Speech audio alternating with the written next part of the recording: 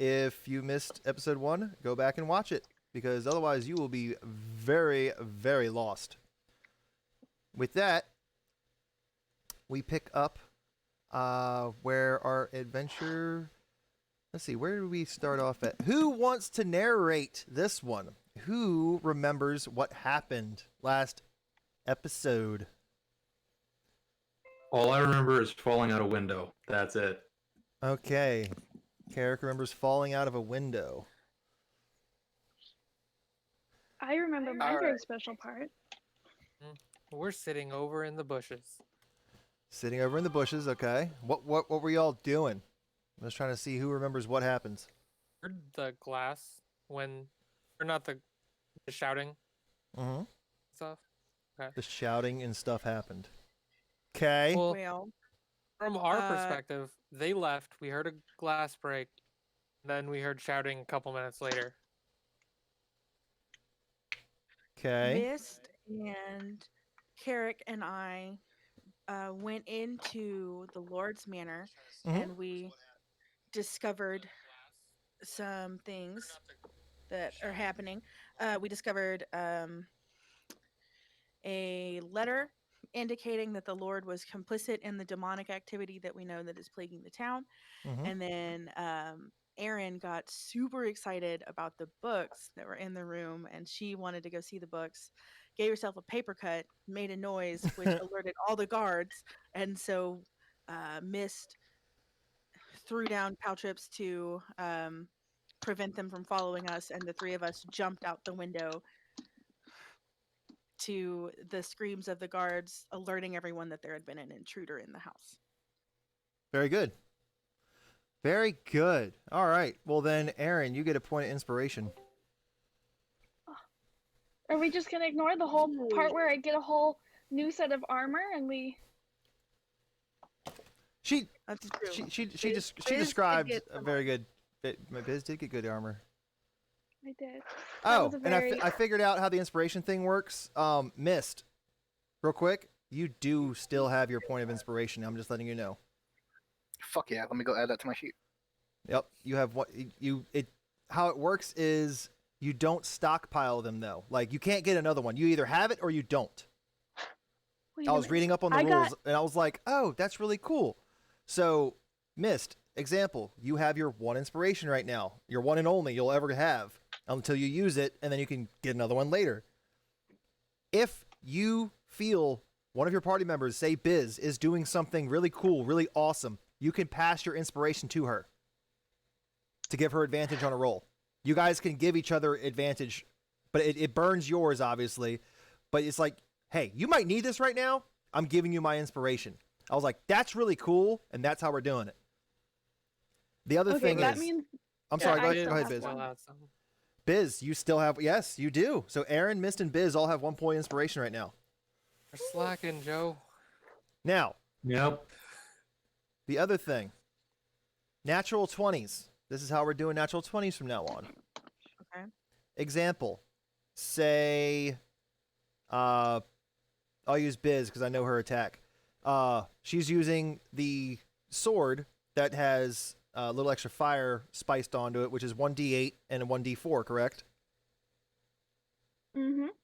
Here's how she two-hands it, so. If she two-hands it, then it's 1d10 and 1d4. Yes. Here's how crits work from now on. Instead of rolling instead of doubling the dice, your weapon attack does max damage plus a regular plus a roll.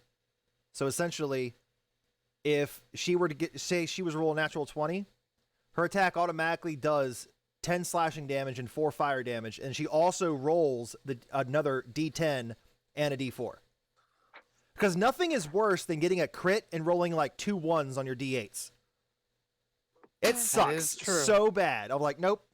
Instant max damage plus your normal damage roll. So just roll your damage roll and just add the max damage that's possible. That goes for you too, Mercer. If you're casting a spell like Firebolt or anything that you have to make an attack roll for, your spells can also crit. It's the same situation. You do max damage. You get to do max damage plus dice roll.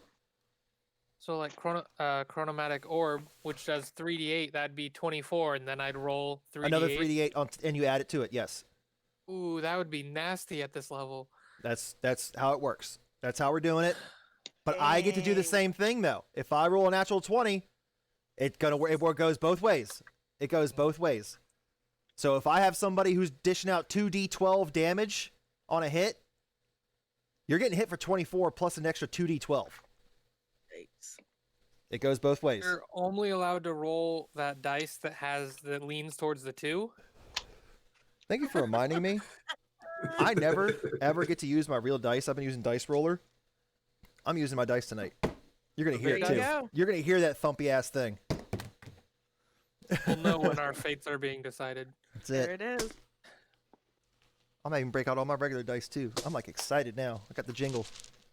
I just threw dice everywhere. The dice bag was open. I'll pick them up later, or my cats will find them. One of the two. Okay. So, if anybody is still watching, we play this. Obviously, we're very relaxed here. We're 8 minutes in, or 6 minutes in, or whatever. We haven't even started playing yet. We're very relaxed. We goof off. Yeah. So, with that, anybody else have anything else to add, or otherwise we're going to get into it? Nope, we're good. Okay, then we're going to start this thing. Okay. So, as Aaron described, Aaron, Mist, and I believe Carrick all dove out of a window after, I don't want to say breaking in, but y'all broke in to the Lord. Literally. There was some breaking. There was definitely some breaking thanks thanks to Mist. There was definitely some breaking, of course. I feel bad now because you could have used the inspiration on that, but hey, live and learn. You still have it. Just think of it that way. So with you guys making a little bit of a ruckus towards the end, diving out the window, and the guards come in, and you just hear "ouch" or so from what you can only assume guards stepping on tiny little caltrops left behind by our tabaxi friend. With that, what would you guys like to do? Because you now hear the guards yelling, "We've had intruders! Sound the alarm!"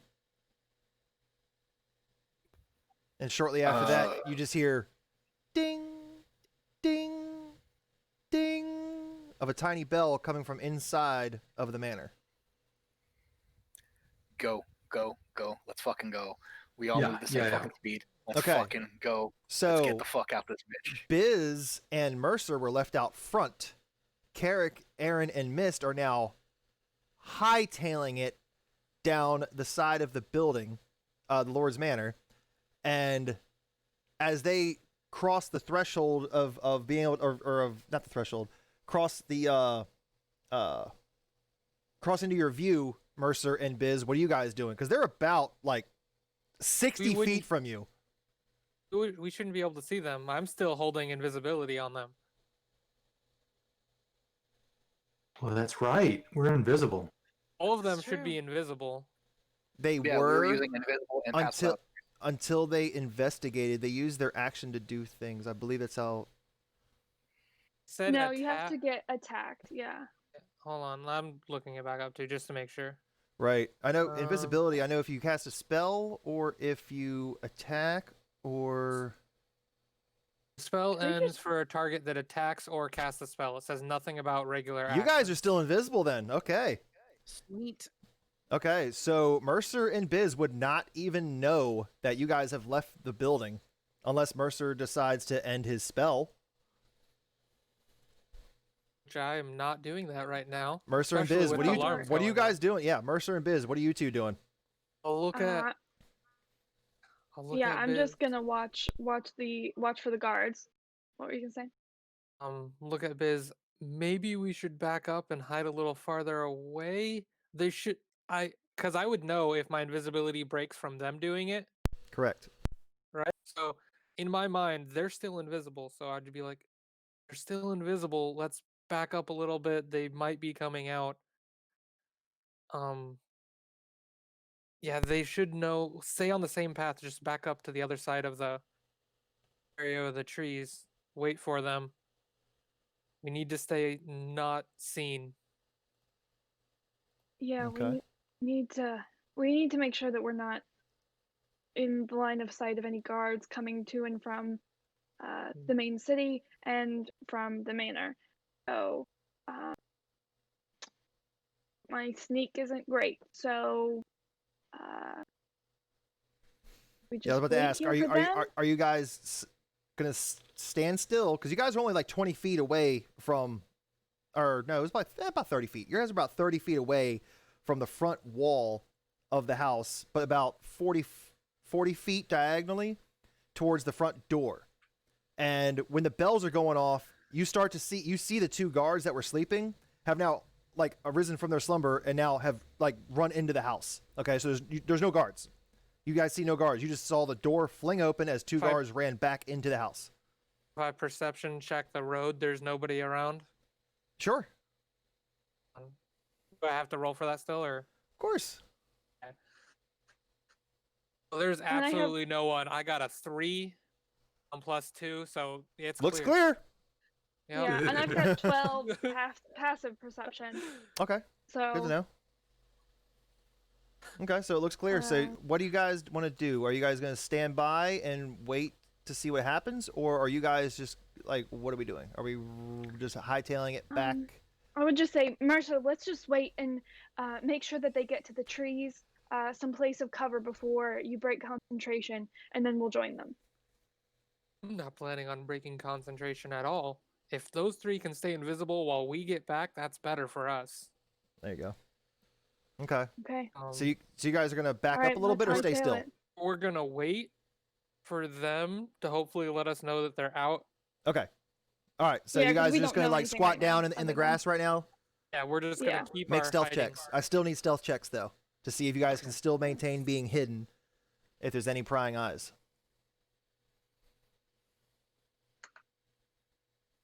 That's not That is a 15. 15, 12? okay. 12. Okay, good. All right. Back to Carrick, Aaron, Mist. What are we doing? You guys have now jumped out. You guys have still invisible. So you guys can't even see each other. And you would assume I'm just going to leave it there. You guys have all landed on the ground. What are you guys doing? You guys cannot see each other. What are you 3 doing? I'm just gonna whisper and be like, all right, if you hear me, let's get within 2 to 5 feet of each other. We all move the same. We're pretty fast individuals. Let's group up with Mercer and Biz. Let them know as best as we can, and we get the fuck out. We need to get out of here, and we need to have an alibi. Everybody with me? Yep. Carrick, you good? I'm good, yeah. All right. Let's So go. then I guess we're gonna move along the side of the house. Yep. And then kind of track to where they would be. Where Like Mercer and Biz would be? Yeah, where we last saw them set up. Because Right. we never moved from where they had left Right. from Yeah. us. Yeah. Exactly. You guys stayed put. Okay. So move to them to regroup with them and just be tap them on the shoulder and be like, all right, let's fucking go. Let's go. Well, on your way there, are you full speed running or are you sneaking? What are you doing? I mean, we don't really need the sneak though if we're invisible and on pass without a trace. If you're invisible, you get advantage on stealth rolls. I'm just letting you know right now. You get advantage on stealth checks if you're invisible, but you also get with pass without a trace. You also get a +10 on top of it. Okay. All right. I mean, I'll try to be stealthy then. I'm just reminding you of the rules. If you guys want to book it, book it. If you guys want to be stealthy. But you guys get advantage +10. I'll do stealth. That's fine. Okay. Yeah, stealth sounds good. I'll roll. Okay.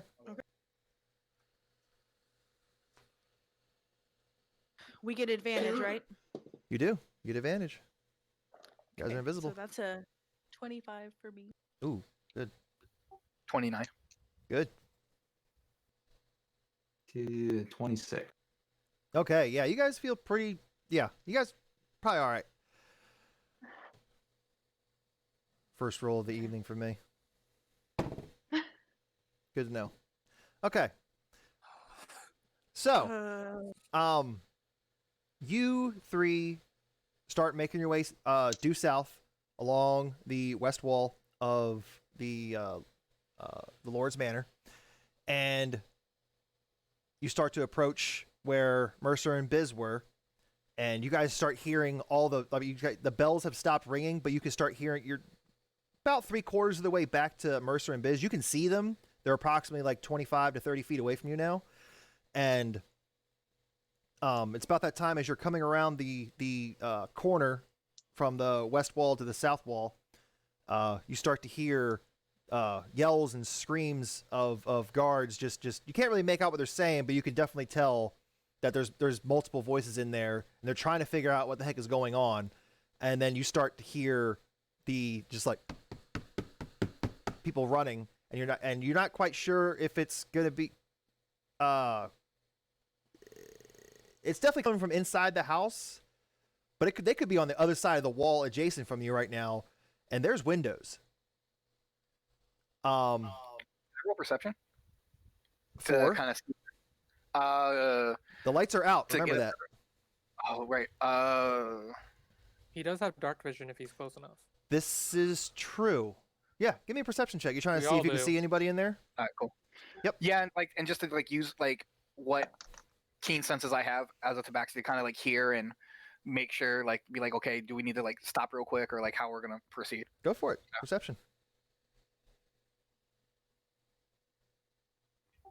It's a 22 total.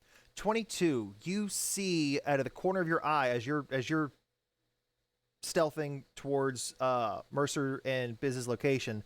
You see out of the corner of your eye. You stop. Again, you're invisible, so I'm assuming Carrick and Aaron are probably still walking. But you stop, and out of the corner of your eye, you see one guard stop and start looking out the window, and he's looking directly towards your direction. But lucky for you, I rolled a crappy perception, and he does not see the grass moving around because it is dark outside. He does not see the grass moving as Aaron and Carrick are now walking past you, and you can see their footprints, and they're still walking. They're about 5-6 feet ahead of you now, and you see him still looking and misses like deer in the headlights, just being quiet, and the guard just walks away. Or I should say runs away. He didn't walk away. He's frantically looking around left and right, and he darts off. All right, Mist is gonna take a deep breath and then, seeing their footprints keep going, is just gonna mutter to himself that we really need to have a better fucking idea to keep track of ourselves. Ropes, something. We're 3 blind idiots running through a fucking field mouse right now. Pretty much. So he's gonna try to catch up with them, and then still very quietly be like, we probably have 30 seconds to get around the wall and get where we need to get to. So let's get. You guys are all 10 feet away from Mercer and Biz now. All right. Let's get them and get the fuck out of here. Let's go. Okay. How are you getting their attention? What are we doing? I will walk up to them and tap them on the shoulder and be like, let's fucking go. Oh God. Okay. All right. I gotcha. We're going. Where? Let's go. Where are you I guys have a going? question. What are we I doing? have a question trying to- for the DM. Okay, everybody pause. What's up, Aaron? Question for you. Mhm. Each creature I choose within 30 feet of me, since I'm still casting Pass Without a Trace, would that mean that Biz and Mercer are now considered part of the Pass Without a Trace circle? You Within 30 cast. They were not, or they were 30 feet adjacent from you when you cast the spell. So yes, they would have had it. You moved outside of that range, so it is now lost to them. Even though you brought, Okay. even though you're back in there, they do not get the Pass Without a Trace bonus. So Mercer and Biz are just natural stealth right now. No bonuses. Okay. So Okay. I want to start going the route that we came to the manor because we took back alleys and stuff away from people's views. Just to trees? try to and trees to avoid the common areas, and we want to start taking that path back. So retrace Kind your of trying steps. to go towards the end.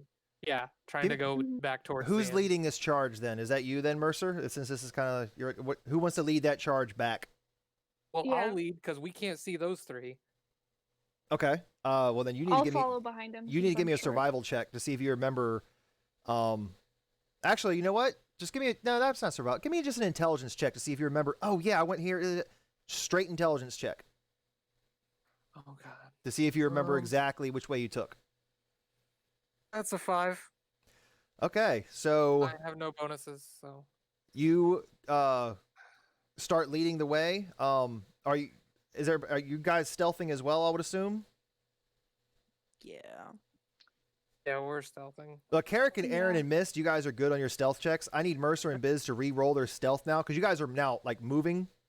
You guys were like hiding, but now you're move stealthing. Okay, so Biz and Mercer re-roll stealths for me. I got a 10. Okay. Oh yeah, mine went down. I got a 10 too now. Okay. Good to know. So with that, everybody seems to be following Mercer, and you see him start to follow the tree lines back down the way you guys came, but then you see him frantically like stop for a moment and look left and right, like, which this way? Oh yeah, it was that way. And he goes right when he should have gone left. And he just starts like making a beeline off to the right side. So now he's going around like way out of the way, essentially behind a building that originally you guys went on the west wall, but now he went, or the other way around. He's going on the west wall now when you guys took the east wall up. So as you're now following this little cottage along the way, you guys start to hear the barking of dogs, and you just start hearing all these dogs just start going off, and you hear the owner. I'm not having any fun. I'll even show you how I rolled. That guy right there. Nice. I can't Right there. see that. Who needs high stealth when your Yeah. DM's helping you out? Rolled a 3.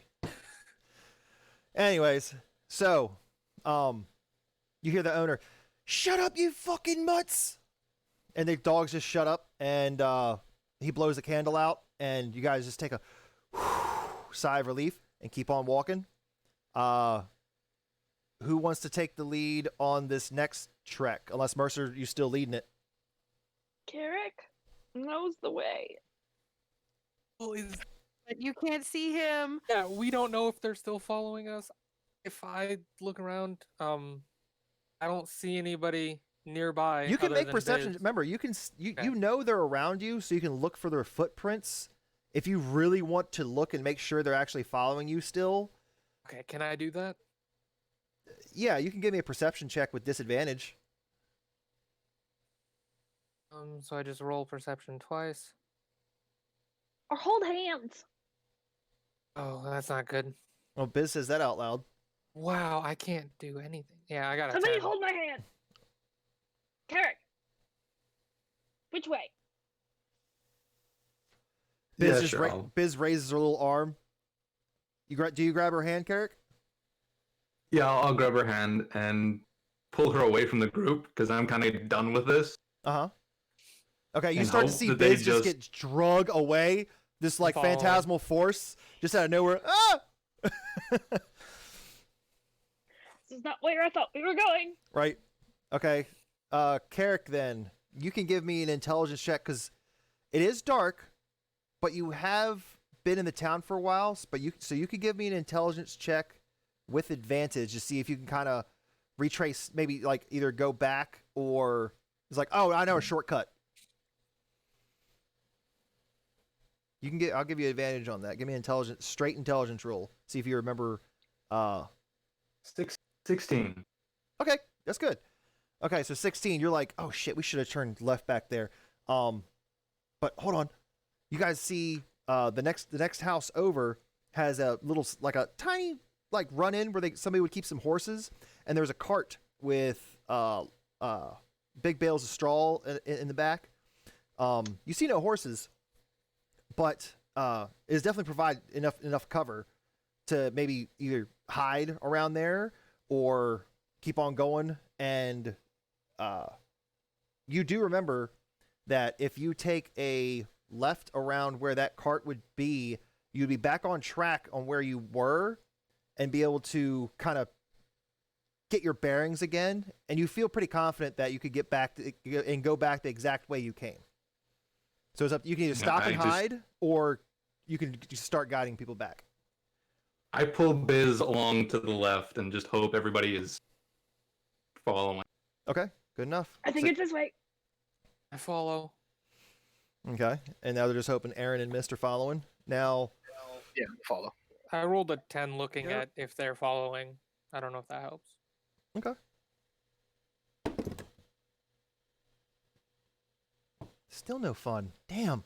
Okay, you guys. Yeah, that's two avoidances. You guys are getting lucky. Maybe I'll go back to the dice roller because this. Anyways, as you're passing in front of another home, you hear the front door just like swing open, and you see a man step out and just, "What's all that ruckus then?" And he's looking around, and you see him rubbing his eyes, and you look into his hand. He's got a drink in his hand, so he looks like he might have been drinking a little bit. Keep it down. And he goes back into his house and shuts the door. So, Carrick, you're still leading the charge then? Mm-hmm. Okay, so you guys are going. I'm still using the same intelligence roll. You remember now it's like, oh yeah, we went through around these bushes and these shrubberies and these trees and everything like that. So you feel like you're about halfway there now, and you get through there. Do you want to like take a break or keep going? Like you have ample coverage now with like the shrubberies and trees and everything like that are in somebody's like backyard per se. There's a lot of bushes, a lot of overgrowth where you guys feel. From there, can I look around to see if guards are out over in this direction? Like if they're already expanding their search radius? Sure, yeah, you can give me a perception on that. God, You know what? 13. What's up, Mist? Okay, no, he already said his roll. Okay. It's okay. No, I what's was up? gonna go ahead and give him I was gonna give him my inspiration Oh, because I that's want to okay. make it home. I want to make it home safe. Because you want to make it home safe. Okay. So I mean, you could say, I know you were trying to do something. You can give me a roll too, Mist, if you'd like you were assisting, but instead of giving him advantage, it's like you were just trying it at the same time, like you were doing the same thing. If you'd like to roll a perception, go for it.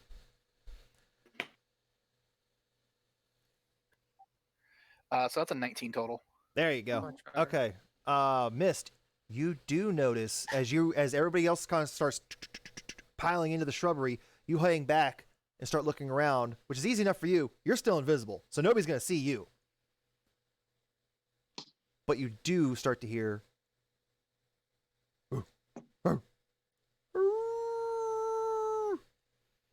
you hear some sort of bloodhound type dog howl, and you feel it is tracking your scent at this point. A scent that it does not know. What does This pass is without a a trace giant. cover? I believe that's just tracks. I don't know about scent. Yeah, I don't think it does scent. That's a good question, though. Leaves behind no tracks or other traces of its passage. So if scent is considered a trace, Okay. Well, then but- Mercer and Biz are not qualified for passing without a trace, though. no, they're not. So it picks up Depending on where it- they it's picking so up they went out. it's picking up on some weird smells, considering you two were both standing in front of the home, and immediately when this dog Right. comes out, you would only assume it picked up on two very unique smells that it is not used to and is now tracking them. You feel you got a good head start on it, but you feel it's only possibly an inevitability that they will catch up to you. So what are we doing? You Mist, you're the only one that realized this. Because you could barely hear it. Your keen tabaxi ears picked up on that howl off in the distance just a little bit. You just picked up on it. That there's some kind of tracking dog. Okay, and we're in shrubbery and Yep. Shrubbery, bushes. That's Yep. kind of like our area. You're like kind of like everybody kind of ran inside and I guess is waiting real quick. just like catching their breath for a moment, and you kind of hung back and did your little perception check. Fuck, do I want to do this?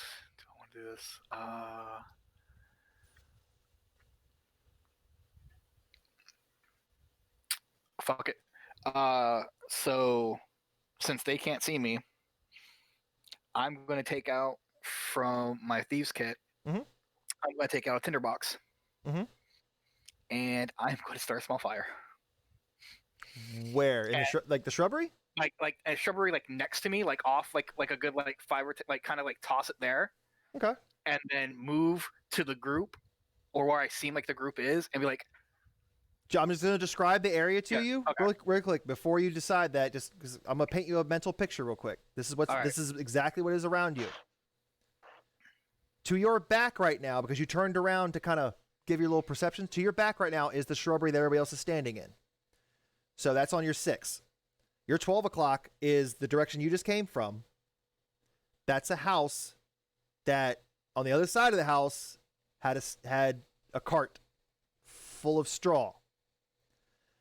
To your 9 o'clock, so on your left, there's not dead grass, but it is tall. It's starting to turn. It hasn't rained in a little while, but the grass is probably about at least a foot and a half tall in spots over there. And to your right, about 50 feet, 60 feet away, is somebody's home. And you don't know exactly who lives there. There's no lights on, or I could say no light emitting from it. So that is what you see. If you still wish to do that, you go right ahead. But I'm just letting you know, if you'd like to change your mind, I'll allow it, because I painted you a mental picture so you know exactly what's around you. so you're telling me I have 2 counts of arson I could commit, or set fire to some tall grass? That's not including the hellhound, which wasn't our fault. This but is it's true. also been a problem. Ooh. Anyway, you don't know that. Then. Yeah, we have no idea what he's doing. What are we doing, Mist?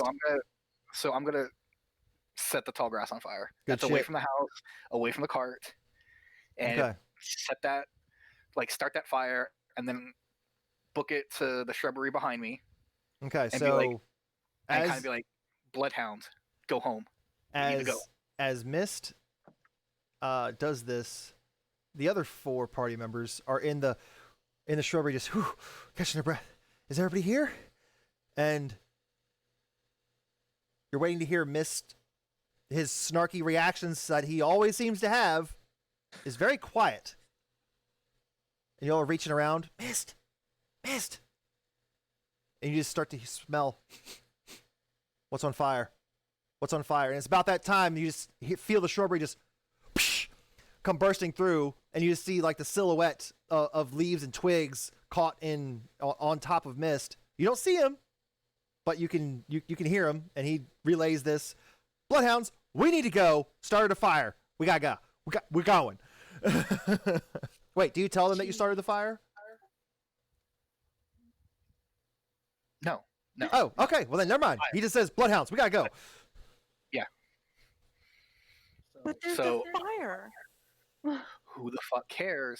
Bloodhounds, I really don't want to be caught in this. Let's fucking go. Did you It's start the more fire, imps. Miss? It's more of the imps. We gotta go. Exactly, Biz. It's the imps. It's the It is imps. the It's the Let's fire go. That's right. Mist, hound. We Mist. gotta go. Mist, Yes. roll me a deception check. Biz, roll me an insight check. Oh man, this is gonna be good. That's a 14 total. Beat a 14 with your Mine- insight. What'd you get? 24. 24. 23. 23. Mist is lying through his teeth. You picked up on it as soon as he said it. He is lying through his fucking teeth. I don't care. That's my girl. That's my girl. Fucking go. Ooh, that's a Maybe this is wingman. dumb. That's a fucking wingman right there if I've ever seen a wing woman, sorry. If I've ever seen one. Alrighty then. So you guys just, booking it now? Expeditious pace. Let's go. Yeah, I Not- think we're. Not run, I think but we're let's pretty, go. Alright. pretty I'm hasty. Beat back to the I'm end. still following behind Biz because Biz is being dragged by someone who knows where they're going. Yeah. I gotta jog a little bit because I don't know where I'm going and I'm very short. You guys all now hear that. the bark's coming in the back, and yeah, you feel they're getting closer, obviously, because they're getting louder. Who's leading the charge now? Now that you all stopped and kind of like caught your breath, and who's gone? Because Mercer and Biz are the only two that's visible right now. I would say same order. I Okay. mean, that's been working pretty good, so Okay. that's good. And After- as we take off, I'm gonna tell Carrick, we gotta go in through the back. We can't go in through the front. Go. Already ahead of you. Carrick, give me another intelligence check. Now that you got this new information, you took a break. You're just like your mind wasn't exactly paying attention to where you were going. Now, I just want to see where we at. 13. 13, good enough. I'm a little frantic. Yep, little frantic. Just a little bit. So, you guys, you grab Biz's hand and once again, yanked away, and you come all out of the bushes, and you now see off in the distance a bit. You start to see the town square. You can see the back of a building that you feel was right next to Sydney's house. So you feel you're 2 houses away from where Sydney's house is. That's about the location. You pick up on that. You're like, oh, I know where I'm at. So you guys start beelining it towards that house, and if you go around the back side of that, you're parallel with the back side of Sydney's house now. What are we doing? We gotta get to the inn. Go through the back. Okay. Should we stop at Sydney's and stash some of our info there just in case they search us? I was thinking the same thing. We should at least zig through Sydney's house to kind of throw the scent, if not stash stuff. Is that what you? What are we doing? Mist is fine going through there, but Mist has no idea what stuff any of y'all are talking about, and is just going we to have throw off stuff. the scent. That is true. That's Nobody true. would know Except for Mist. except Aaron. Well, Aaron knew about some papers, but she didn't know what was on it because Miss didn't read it aloud, if I remember No. correctly. No, I did. I decided to be nice and gentlemanly, and I read it aloud. Oh, so Carrick, Aaron, I and just- Mist I just know did- about it. I just didn't let her take the paper from my hand. Right. So Carrick, So Aaron, and Well, I Mist know. suggested it. Yeah, Well, so no. they know we have a paper, but they don't know like I have. Biz and the- Mercer don't know shit. They don't know you have this paper. They don't know you have anything. All we know Alright, is so- you guys got. Or they found out you were there, and now Yep. we're running. Okay, so I'm just following Carrick's lead. All right, so Okay. we can go through Sydney's because they know we care about Sydney. So we can just say we're looking for a personal belonging to put with her before she is going to be buried, which makes sense for us to be there. Okay. And then we can then from there go to the inn. As far as I'm concerned, I did not close my window. I can climb myself back in through the back end. Anybody who wants to follow me we can all climb up rope and get into my room and then disperse through. Nobody has to see us enter through the front door. So Agreed. one guard saw us enter the town square and go towards Sydney's. So we Okay. can't say that we haven't left there. So I'm just saying for when we come up with our alibi or whatever, we do have to say we went there and came back. I don't know if we You still want- want to Come on, go. Let's go. We're Let's going. go. They are book it. very close. Okay, Fire so didn't stop them. you guys are booking, and now that you mentioned it, Mercer, you start to hear fire, fire, and then you start to hear panic ensue as the events from the previous day are still fresh in everybody's mind, and everyone starts to awaken in town as you just start to hear women and children just start to scream and cry because they probably feel they're under attack again. And it just, all hell has literally broken loose once again in this tiny town. And Miss is the only one that knows that he lit the fire. you four have no fucking clue where what fire that they are speaking of. So you guys don't know if somebody lit this fire, if there is another imp attack. You guys don't know. I know there's not. Biz, I take it back. So Aaron, Carrick, and Mercer have no freaking clue what is starting this fire, what fire they speak of. They smell the smoke, but for all they knew, that came from somebody's chimney. Okay. So we're running to... Are you guys running to Sydney's, or are you guys booking it straight to the inn? What are we doing? I say we use this distraction to book straight to the inn. I take back my previous statement. Okay, so we're running. Okay, Carrick's leading, so you're going straight to the inn. Okay, you guys are running.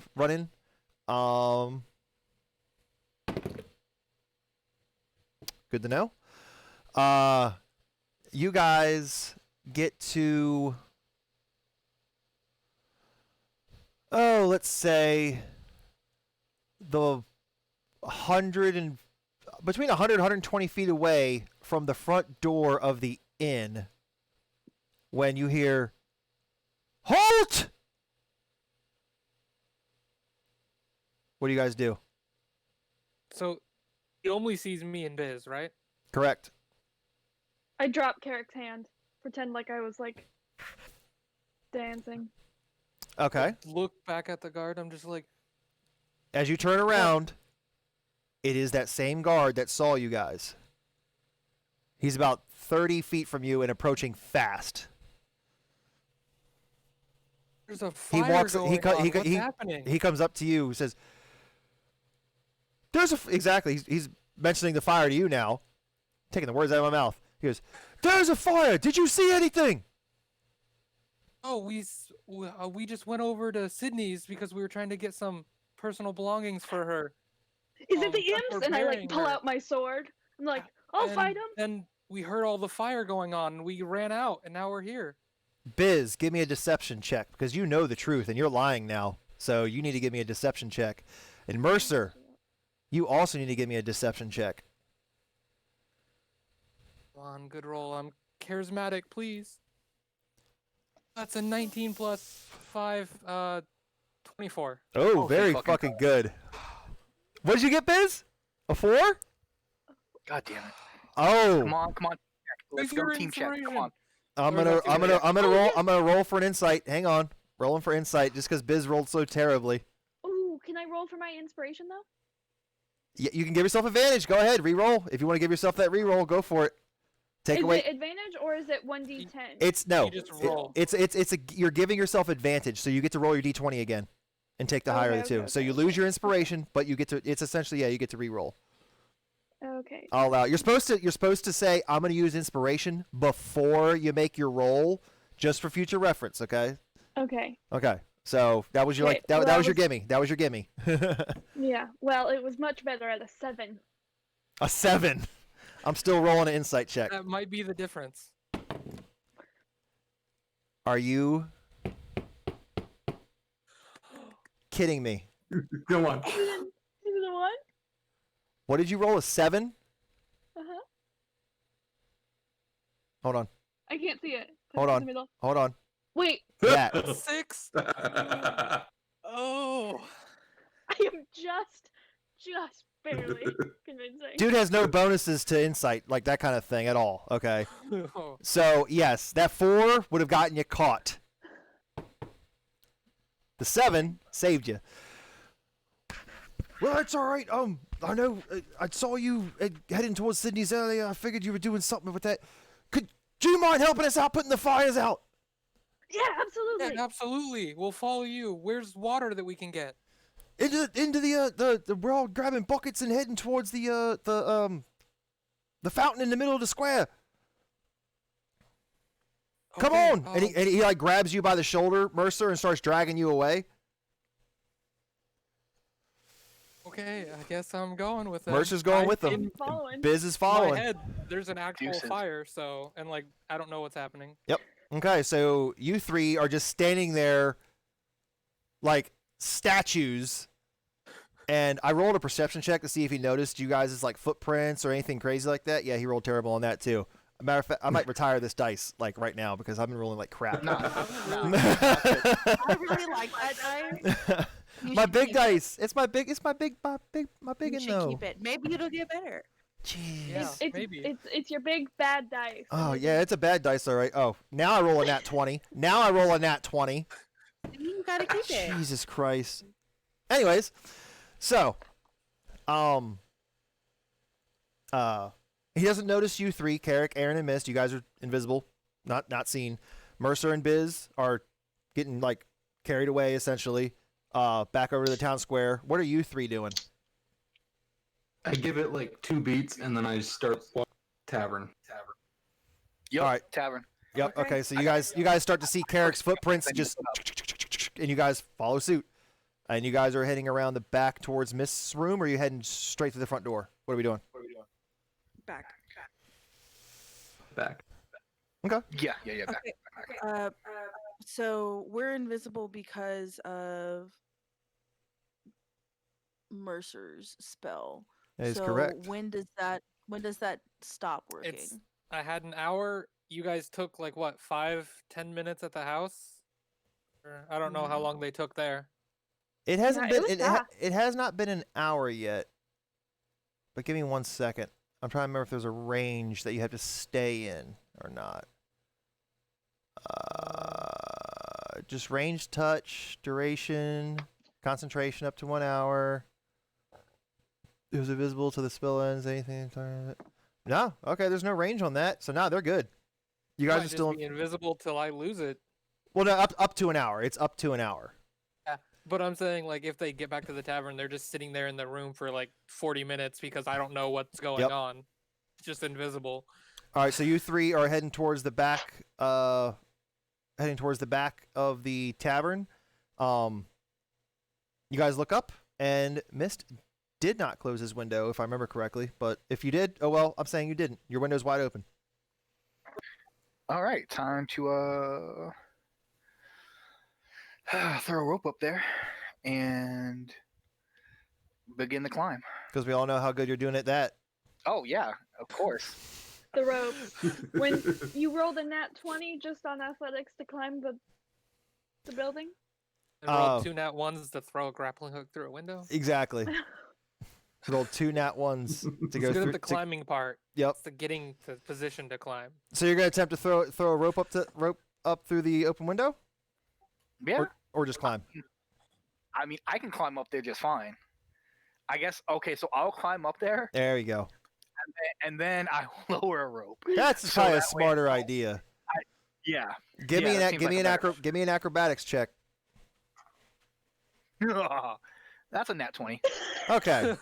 with ease, like three little bounds, he just jumps in 1, 2, 3, and he's already up. He's already like through the window. You guys don't know that, but he knows. And the one time he did a very awesome, just like that was badass. I got through this thing and nobody fucking saw it.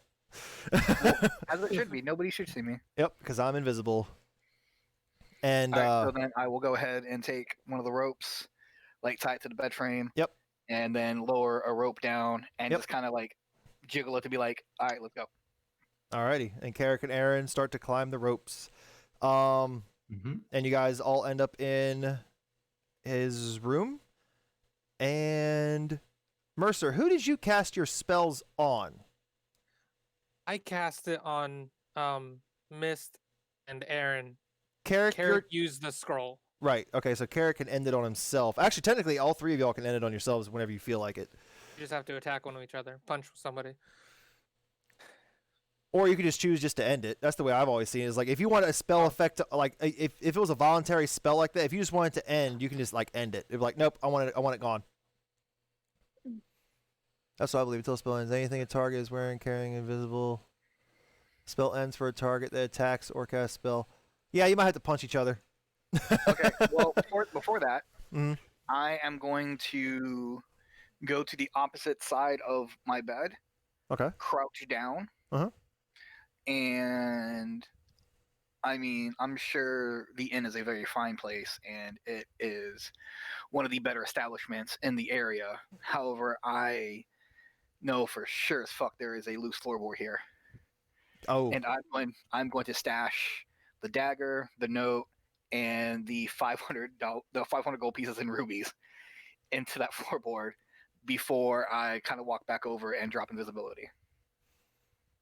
Okay. I'll say, you know what? That's fair enough. You've actually find a loose floorboard, and even if it wasn't that loose, you just pry it up anyways and tuck one in there, and you put it back.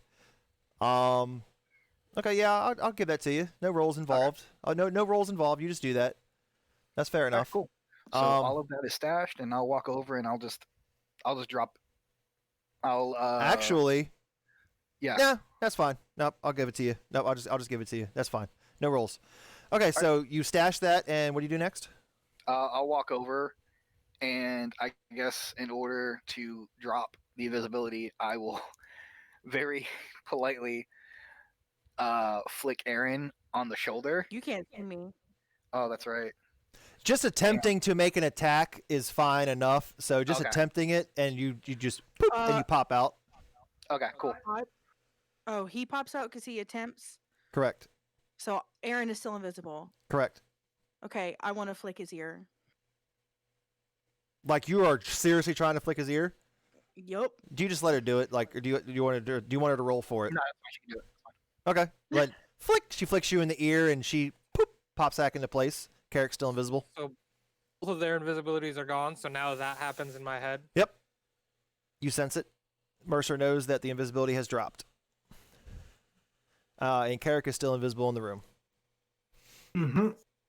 You gonna stay invisible? For a minute. All right. Mercer. And then go ahead. No, I was gonna say no. Go. I thought you just wanted to chill for a little bit. Okay, go ahead. Go ahead, Carrick. What are you doing? I was going to say that I'll drop it, but as I drop, my whole visage changes to like a scruffy, dirty human, and I cast Mask of Many Faces. Oh, okay. So as you cast Mask of Many Faces, you change your complete look, and then invisibility drops. Okay, because you cast a spell. Alrighty, so And then I walk out the room downstairs. you guys see this person that you don't recognize just appear next to you. This scruffy-looking human just appear next to you and just give you a little wave and just open the door and walk out.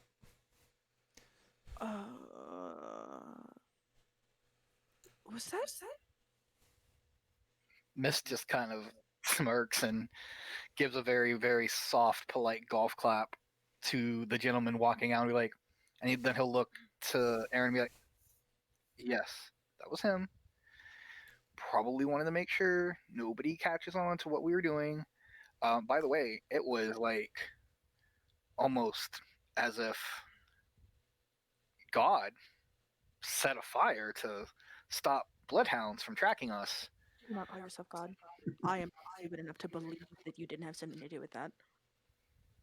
Well, that's just horrible for all we've been through. To think I would set fire and put these townspeople through something horrendous so that way the 5 of us would make it back safe. Missed. Well, Missed. minus the 2 of us. Roll deception. Roll deception. Aaron, you can give me an insight roll. Insight? Insight. Well, I got an 18 total, so. Ooh. What do we get, Aaron? 9. You believe him. You believe he's telling the truth. Believe him. You believe him. Ah. Kind of hard, but you're like, okay, if you say so. But you believe him. The benefit of the doubt. Mercer, Biz, what are we, Okay, so you guys are being drug away, essentially, and you guys are grabbing buckets, and you're being led to a field, and just buckets are just getting, you just see townsfolk crazy, just going absolutely just nuts. And you see people grabbing buckets again and just dumping water, and you're still confused, like what started the fire? As I'm dumping water, I'll look, so there's other people doing it, and I'll just yell out, does anybody know what started the fire? And you see random gentleman, one of the townsfolk, just no, it just came out of nowhere. Either somebody with bad ash from a fireplace, who knows? It's like, at first we thought it was the imps, but we don't see anything. We thought we were under attack again. And then as he says that, you start to hear a couple more guards and a bloodhound start to approach you guys. And he said, "Who said something about being attacked? Because there has been an attack." And Biz is just gonna not. There's been an attack. Who attacked? What? There's been an attack on the Lord's Manor. Oh no! Is everybody okay? Did somebody attack you guys at the manor? No, it seems that everyone is all right. What are you lot doing out here? Speaking to you, Mercer and Biz, obviously. We were out at Sydney's, and then when we were leaving Sydney's, the guard stopped us, told us, and we were hearing the fire was going on, so we came over to help with the buckets, putting the fire out. What were you doing at Sydney's? Bless her soul. We're trying to gather up some personal things for her, for her burial tomorrow. You remember we were the lot that requested the. Oh, the that's transportation right. for. I do remember you lot, and you guys recognize this is Rest the in guard. peace. You guys, the guard that was that went to go get the cart for you guys. You guys recognize him. He goes, "Oh, I do remember you lot. Well, bit of an odd time to be going to Sydney's house. I figured we just do that in the morning, but all's well." I wanted to be prepared so we can't delay her funeral. That makes sense. And you guys start to notice the dog is just that one of the other guards has with him is just giving Mercer like the absolute most biggest sniff down, and then goes over to Biz and is just and he just sits down. If I'm proficient in animal handling, can I attempt to pacify the animal with some big head scratches? I was thinking about saying, "Oh, who's a good dog? I didn't know you guys had dogs." Okay, I don't know what that'll do. As Biz, give me animal go ahead and give me your animal handling. Let me see where this goes. That's a nat 20, so that's a 24. What? Yes. Let's fucking go, Biz. Okay. Go. Okay. In that case, wow. It's my dog now. It's your dog now. As you reach down, the guard goes, don't "Oh know. no, wait, don't touch." He bites. I'm sure. What She in doesn't the reach Oh, down. you're a good boy. what in the hell? Good And you see it, you're boy. scratching him on his chin and his ears and his legs just kicking. He goes, Yeah. "I thought something was up. He only sits when he's found his bark. Well, That's weird." I'm a natural with animals. It's simply a gift. So He's I normally take a that as biter. Supreme compliment. That's yeah. Well- he normally would have torn your face off. You reach for him. You definitely have some kind of gift. I appreciate that, sir. But it looks like we've got some more important things to get working on. Would you like to grab a bucket? It's about that time you start to notice that the fire's slowly like being dissipated. Like there's probably at least 30 townsfolk on this now, and it hasn't been burning We got that a fire long. department. So yeah, you think they got it handled at this point. Okay. And Well, I appreciate you looking out for us as far as wanting to help. But if you don't mind, we're gonna just go see if we can see what started this fire. If you don't mind going back to your homes or wherever you're staying. You stay at the inn, right? Yeah, we're staying at the inn. All right, okay. Well, if I have any more questions, I'll come speak to you there. But I would advise you guys go back to your rooms and rest up. Okay. Good luck with this. Let us know if there's anything we can help you. I don't know who started the fire, but I'll definitely be willing to help. Appreciate it. And he just gives you a little nod and turns back around. They start heading back towards the manor. Biz, Mercer, you guys head back to the inn? Yeah, we. Yep. Yep. And as we're walking back, I'm gonna just let him know. Like, I think it was Mist that started the fire. Oh, she narked on you! She straight narked on you. Oh. I don't have any evidence, but I think it would behove us to quickly not be in the line of sight of more people. Oh crap! Yeah. That went very well. Good thing I didn't know. When people say ignorance is bliss, they mean it. That went very that's well. true. I'm putting that on a freaking t-shirt, like quote biz. That went very well. Can that That's be going on a my bumper quote, like, sticker. I encourage violence. Yes. Oh my God. Nat 20. You were about to be There you go. busted. And you roll a nat freaking 20. Just Jesus. out of curiosity. +4. Oh my Because I'm God. proficient Yeah. in animal handling. Just out of curiosity, what was the level that she needed to hit in order for that to work? You don't was know. it only in that 20? You don't know. It was going to be tough, though. It was going to be a toughie. It was going to be a toughie. Wow. Okay. Ooh. She would have had to roll Very good. very high, and yeah, that nat 20 did it. Okay, you got lucky. Oh my God. I feel the slander in my soul back in my room. Mr. Slander. Ears just like twitch for a second. Somebody's talking about me. Somebody rolled a 20. Yep. While they're doing that, can Aaron go down and find the innkeeper, whose name I know 100%, but I would just like confirmation from the DM. His name is Is somebody? Channing What's his Tatum. name? Is it Mr. Tatum? Yeah, it's Tatum. Ralph Tatum. Okay, good deal. Can Aaron go down and try to solidify her alibi with him? So if anybody asks Sure. where she was, he vouches for her. Sure. Okay. So you head downstairs, leave Mist alone up in his room. Mist is gonna go because Okay. because he knows that Tatum knows that whatever comes back is going to be traced. So he's gonna go down on his own, just kind of be like, let Tatum know, like, hey, something, we'll talk, but like, we were here, we weren't anywhere else except Sydney's. And Oh, then, this is what you're gonna yeah. go like try and like tell yeah, like so, Tatum like and that's what he's everything? just gonna walk down. Yeah, he's Okay. gonna let Aaron do whatever Aaron's gonna do, and then he's gonna kind of. I'm gonna pull- start with Carrick though, because Carrick left the room first. Where did you go Right. after you left Okay. the room, Carrick? I just walked down, picked I would assume, because we've been here a couple days, we have a usual spot, like a table that we kind of congregate at. Sure. And I just sit at our table, get a drink. As you sit there, one of the waitresses comes over and is like, "I didn't see you come in." You must be mistaken, ma'am. I was here all the time.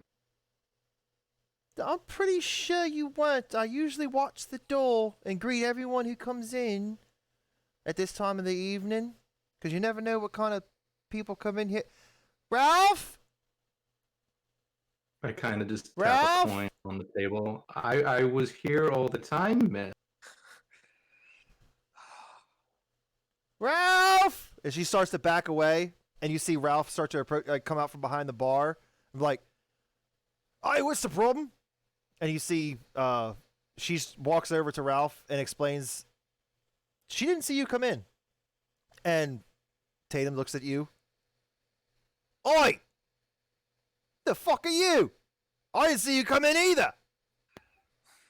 So where are we on the stairs? You guys, once about Tatum- about that time, you guys are coming down the stairs.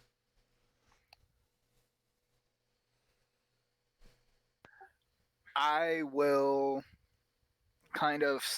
So there's enough room on the stairs, right? That if I want to like swing over the handrail to like land onto like the floor of the inn, Sure. instead of like having to like bound down the stairs, I can just kind of like Yeah.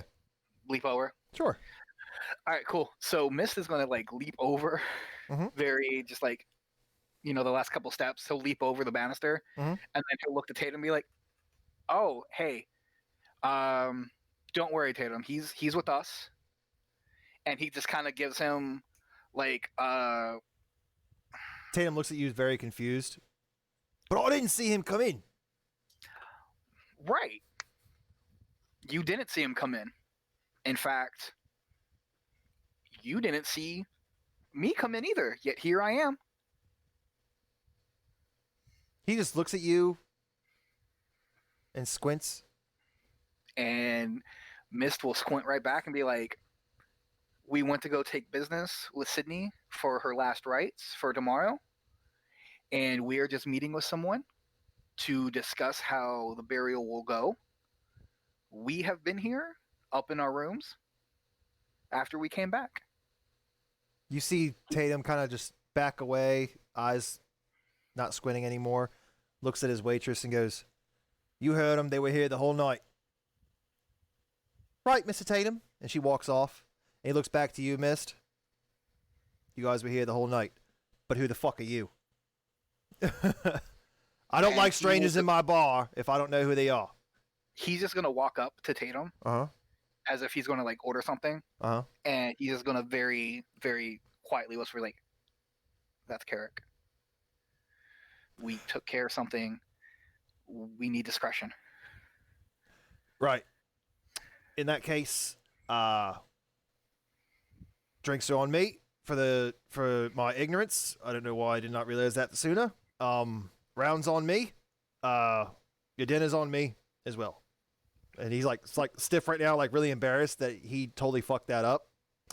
Right. It's no problem. And when you have time later on, I need to talk to you about a couple of things. If you would like to talk now, we can go in the back while he winks as he says this, prepare your drinks. Sure. So he'll follow Tatum to the back. So you guys walk into the back. And it's about that time you notice, and you think about it, you've never seen his wife. You've never seen the person who makes all this food. No. None of this. And as you walk back there, he looks over and goes, Hey, Susan. Susan! And you see Susan, she was like sleeping on a stool. Hey, what is it, you fucking wretch? He goes, we have guests beyond your behavior. He goes, I was sleeping. How could I not behave? He says, that's a fair point. My apologies. But while you're awake, Susan, this is Mist. Mist, this is Susan. And you see a gray-haired, like she's mostly gray-haired now, but got a little bit of like browns and blacks still left in their hair, but it's about 90% white, gray. Pretty old, halfling woman. Very small woman. And sitting on her little stool, and you would think just looking at her, she'd have to stand up on that stool, and you'd still only see her hand. That's why you've never seen her before, because she's just been hiding behind the counter, essentially.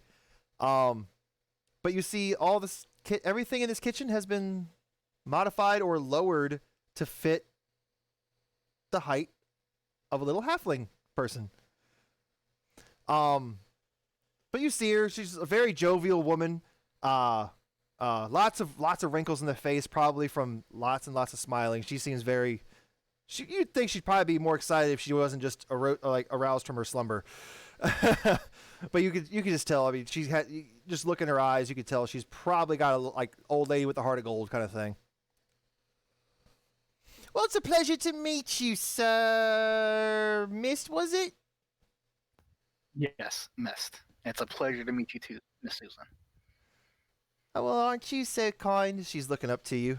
He goes, it's like without even missing a beat, she just reaches up, like still locked eyes with you, looks up to you, still locked eyes, reaches up, grabs your hand, and puts a biscuit in it. Are you hungry? Mist just takes the biscuit and is like, yes, thank you. And she grabs your other hand. Would you like another? You look a little thin. I'm trying to say you look a little thin. You need to eat more. Mist just looks at his now biscuit hands. And will very politely inform her that I'm thin naturally due to my people, but I'm sure me and my compatriots could all use a dinner that you so expertly craft for us. You see her blush slightly. She goes, flattery will get you everything. So he will take his biscuit hands and he will go. Well, I find a see you and my husband have work to do. Okay, take care, ta-ta. And you see her just like instantly just like sit back down in the chair, and she's watching you. And you give her like you turn around as she's about to as you're leaving the kitchen to go into some sort of like probably pantry storage room, and you turn around as you're about to close the door, and she just gives you a little wave. Nice. It's that fast, just like okay, bye. She's back out. How she does it? That's a mystery. I wish I could fall asleep that fast. But as you enter this dark room, well, you have dark vision, so you can kind of see what's going on here. You have entered a pantry.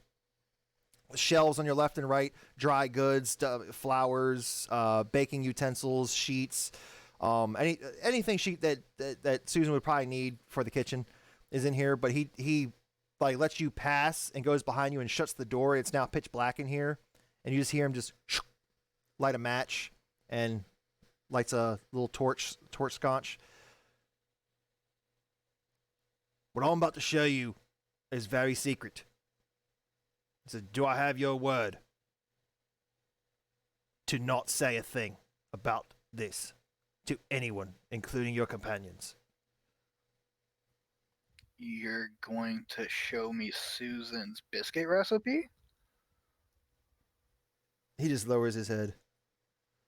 I'll take that as a yes. Smart ass. He goes to the back wall, knocks twice on one panel, lowers his hand and knocks once on another panel, and you hear click as a door opens up into what looks like some sort of safe room in the back of the inn that is just loaded with thieving equipment. Fucking Mist just eyes lights up and he's like a kid on fucking Christmas. You now realize probably where he got these tools from. And he leads you in and shuts the door and looks at you and says, I guess you kind of realize how I got your equipment so fast, yes? Well, no fucking shit, but... Here it is. I'm sure you have questions. I'm just going to answer some right now before you even ask them. Yes, I used to do things underboard. As you kind of remember him saying that to you before. I've done things I'm not so quite proud of. Hurt some people. Tried to make amends by helping people out with my own inn. And he like gestures over to you to sit down on a stool with a small table, and he sits down at the other stool. Do you sit with him? Oh, of course. He's in a thieving mastermind secret vault in his inn. Of course he's gonna sit. So the level of respect Tatum has gained in Mist eyes has like risen. He tells you, I could see it in your eyes as soon as I saw you. I could tell right off the bat you were not of the elvish type. I could tell you were not human just by your stance and stature and physique. I thought you were an elf. You were definitely, I could even smell it on you. You were tabaxi. I know some of your people as well. I've had many run-ins with them, many friends. Some still have, some lost. I had a tabaxi save my life once, and ever since then, I will admit, I used to look down on your people. But I've come to realize that there's no room for that in this world. So, I vowed to always help a tabaxi in need. So he could say, he says with a big smile on his face, I kind of have a soft spot for your type. Says, now, the reason why I brought you back here is, one, you can speak. No one will hear you. It's fine. Speak whatever you like. So let's actually start with that. What happened?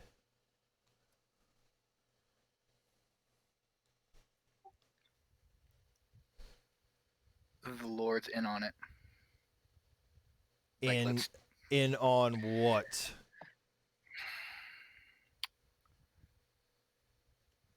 He has correspondence with someone who we do not know, who wrote to him thanking him for allowing them to take hold in the city.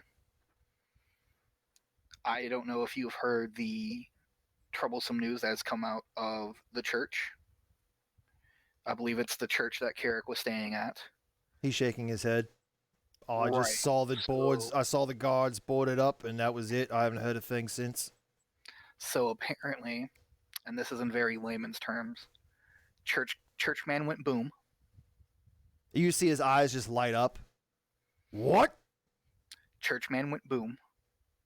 I didn't hear an explosion. What happened? It probably wasn't an explosion of a man-made kind. The letter is making things seem it's very something belongs to a different plane of existence.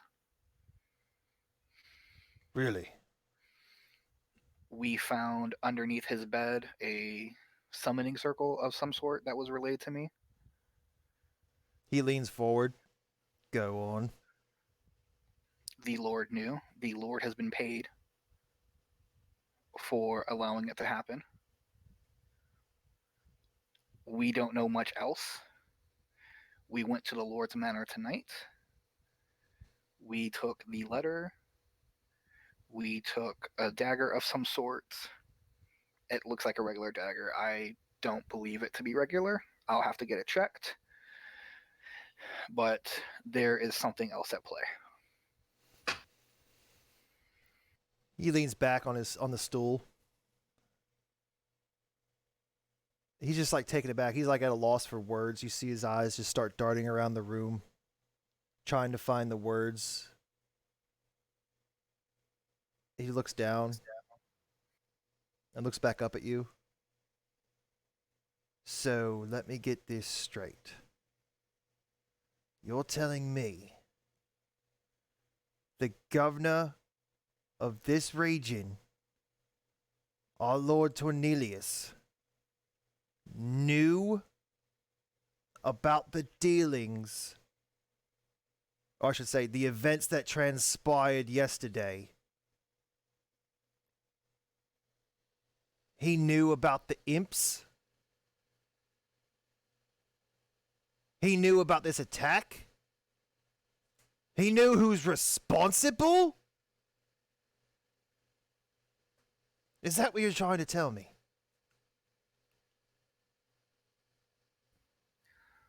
What I'm trying to tell you is that everybody has a price. And that whatever price it was enough to buy his complicity. The only thing that I can remember from the letter that stands out to me, and I'm going to have to work within my own personal networks to figure this out, but there was a saying, to the depths they went, from the depths they return. From the depths they return. I personally have no clue. He's shaking his head. Nor do I. I've never heard that before. So how? Well, that would be a stupid question. Obviously, you got into the manor. So you found evidence, you say, that can link him to the events that transpired? I found parts of evidence. It's something, someone in his stature, after dealing with him the one time we dealt with him,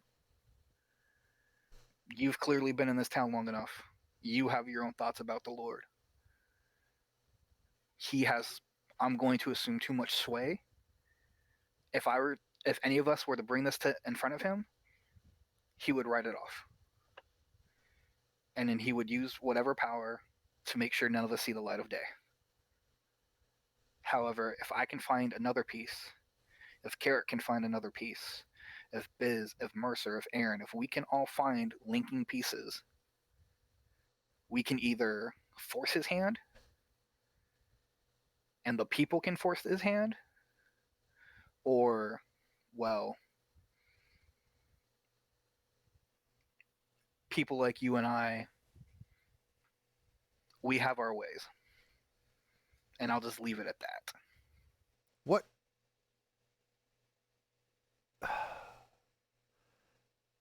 The evidence you have, what exactly is it? Because you seem like a very knowledgeable man of the, let's say, backwoods variety. Takes one to know one kind of thing. We know how to do back alley transactions, yada yada. What I'm trying to say is, sometimes it only takes one piece of evidence to put someone behind bars or send them to the gallows. This isn't that piece of evidence. As much as I would want it to be right now. And you have to understand. He's the Lord, yes? True. Who sends people to the gallows? The Lords. Lord. Is the Lord going to send himself to the gallows? Or his guard going to send him to the gallows? Here's how, you're new in town. You're new in town. Let me put this in perspective for you. If the right people were to see the right evidence, the king's personal guard would come and take the Lord into custody. Or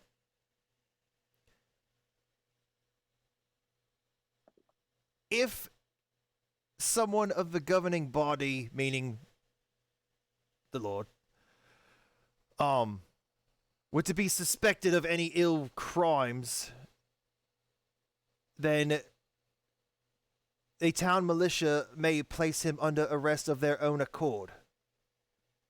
So if you truly feel you have enough evidence to take him into custody, we can either go get him now,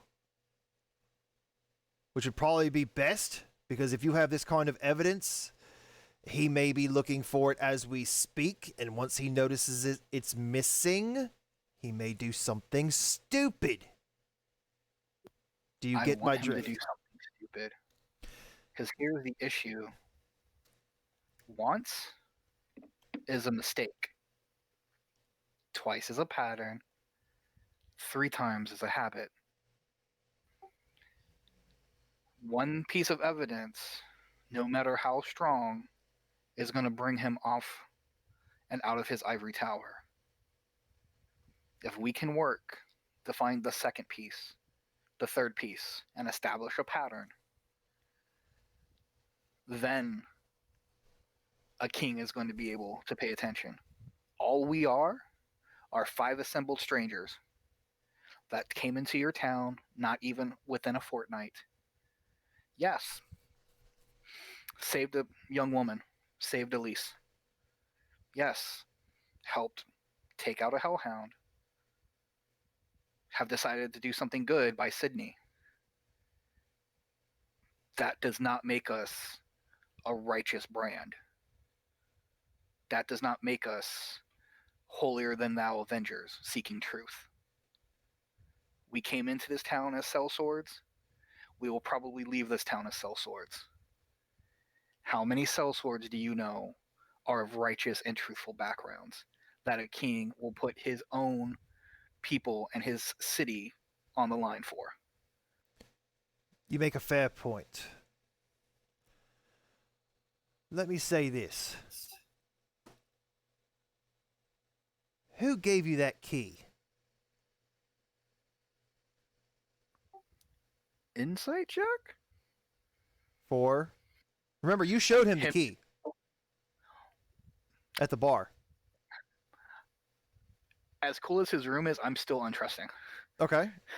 Insight check about what exactly? Just like how he said it. Like who gave you that key? I could have taken that key for all he knows. Okay, yeah, give me insight check. I never said hey, You're looking for any kind of nefarious inflection in his voice? Yeah. Okay. Give me an insight check.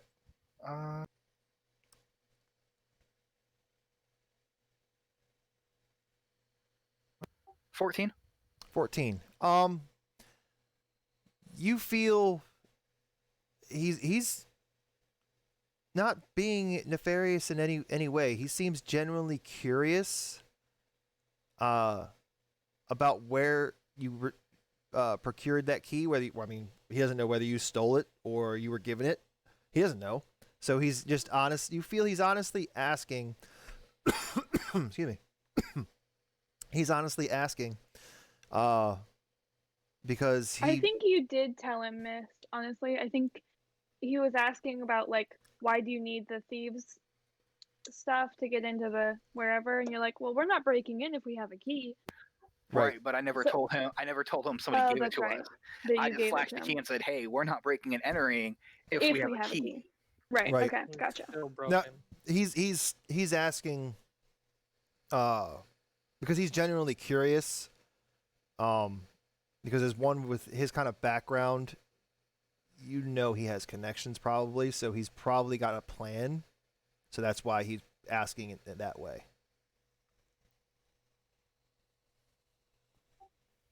Miss just kind of shrugs.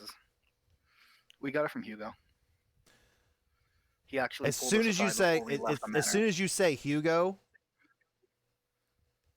his eyes light up. He goes, "There's your answer, Hugo. If you tell Hugo what you have told me, let's just say Hugo approached me a few months back with concerns about the Lord. So both of us are kind of on the same page, as we both suspected things. And I believe he has gathered his own type of intel. So I'm going to tell you this. Tell Hugo what you told me, and I think you'll be thoroughly surprised. And possibly like the outcome."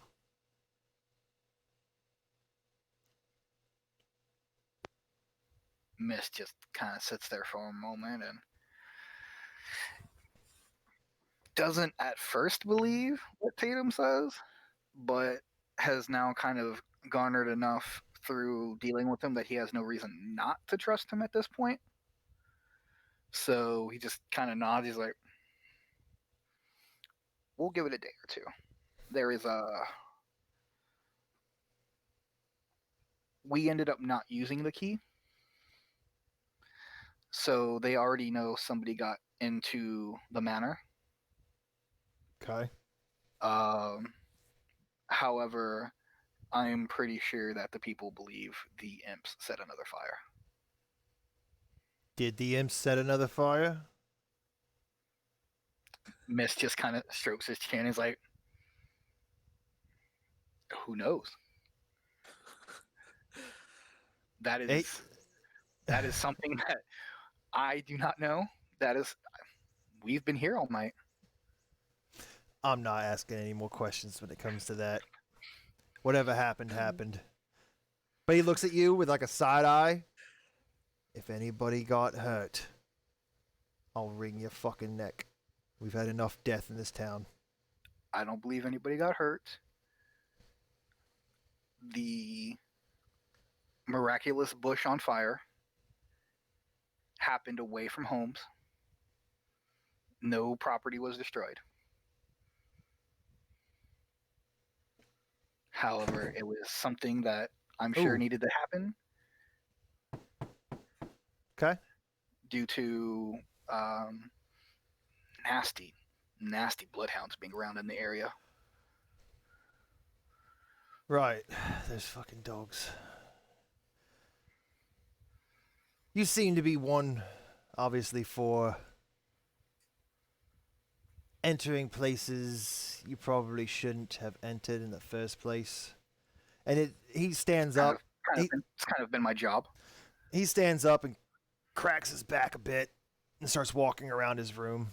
His tiny room. It's not huge by any means. It's only maybe like a 6-foot square. So you guys are kind of like sitting in like opposite corners. So he starts to walk beside you and raises his hand up and starts digging through a little drawer, and you see him grab something, not sure what it was, and puts the drawer back and grabs another one and works to another drawer and grabs another little thing. You're not sure what he's doing. He grabs this little sack now and starts tucking things in. And he tightens it up and he hands it out. He holds out this tiny tiny sack for you. Do you take it? Oh, of course. He says, "These are a bit special. It seems if you have your heart set on doing a bit more infiltration, something's telling me that key of yours may not work much longer. So in case you need to get into something or some place, these may be helpful." And essentially what he has given you is a +2 thieves toolkit. All thieves, whenever you need to pick any kind of lock, you can add an extra 2 to your roll.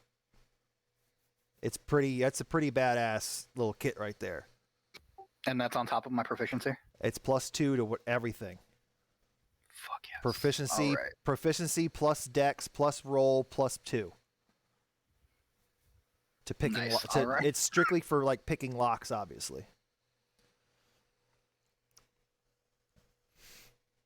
He says, "I've had these for a while. I do not have any plans to use these.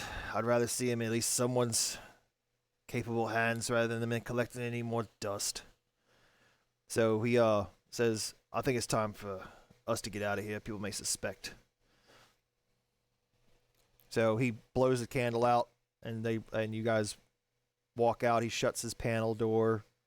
He opens the pantry door, leads back into the kitchen, and everybody else now sees Mist coming around the corner with the so biggest. We made it back to the inn. Or Mist, Aaron, or Carrick and Aaron. So actually, we can do that at the same time. So Mercer and Biz, you guys were heading back. Yeah, you guys made it back to the inn. And about that time, Mercer, Carrick, and Aaron and Biz have been sitting there chit-chatting. Is there anything you want to inform them of while Mist is still in the back as Mercer and Biz come walking through the front door? So we went over, we helped put out the fire. Ruby made a new pet dog. Biz had a new pet dog. Ruby is my pet dog. Oh. It didn't look like they suspected anything. We're good. What did you guys get anything out of that? We have to talk about it when we're not in public. Fair point. So it's about that time. Mist comes around the corner with Tatum, and everybody turns around. Mist has like the biggest shit-eating grin on his freaking face right now, and 2 biscuits in his hands, or at least 1.5. Not sure if you actually bit into one or not. Oh, I did when she gave it to me to like. Oh yeah, so he's got like 1.5. Like, yeah, he's eating. Oh, he's just double fisting biscuits right now with the biggest shit-eating grin on his face, like he literally just like shat on a king's throne.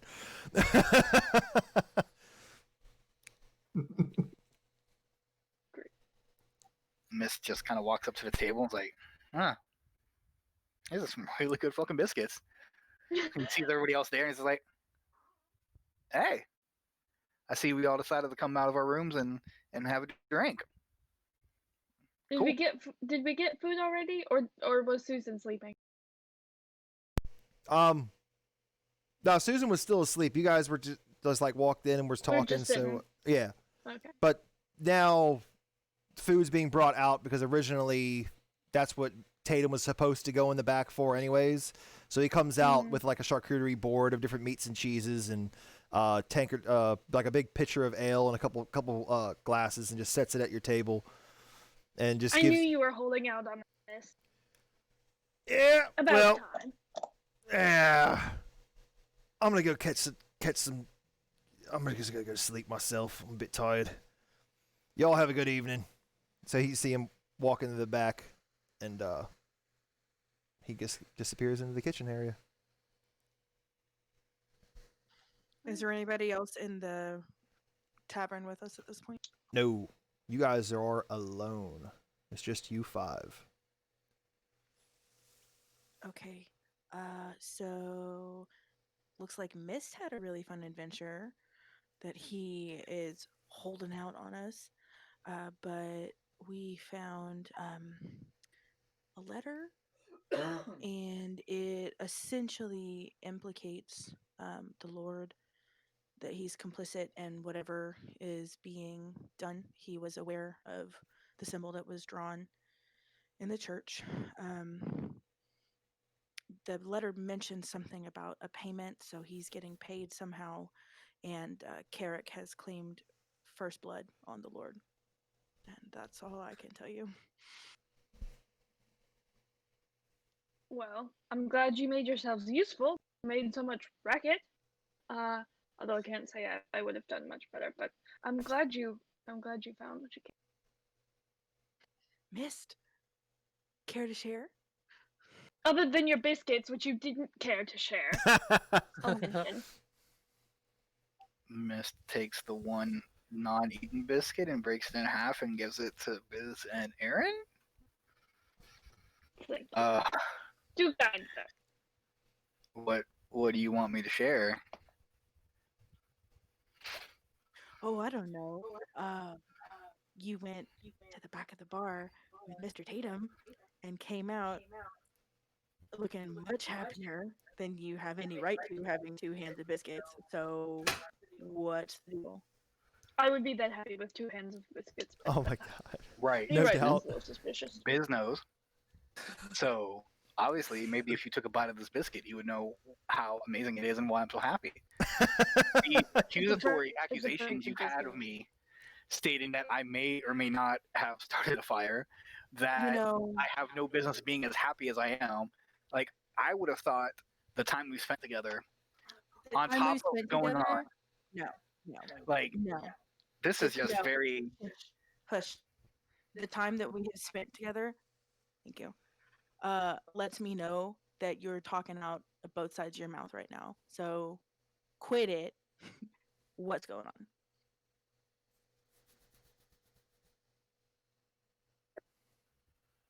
Miss just eats his biscuit. Okay, can I smack him? Roll me an attack roll. Okay.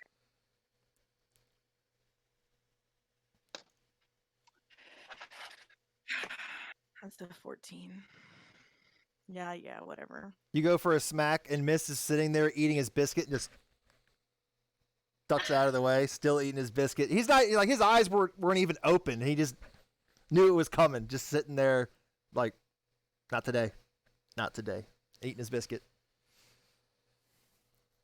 I'm just gonna look at Aaron like, what are you gonna do? I know exactly what I'm gonna do. Oh. Kitty's going in the doghouse. Kitty's been in the doghouse. Oh, shit. And he knows he's in the doghouse. And he is ignoring the fact that he is in the doghouse. So. Alrighty then. I'm an outdoor cat, so whatever. Well, on that note, let's take a little break, and we'll be back in 10 minutes, folks. So we are going to go on to our break here. We'll be back in 10 minutes.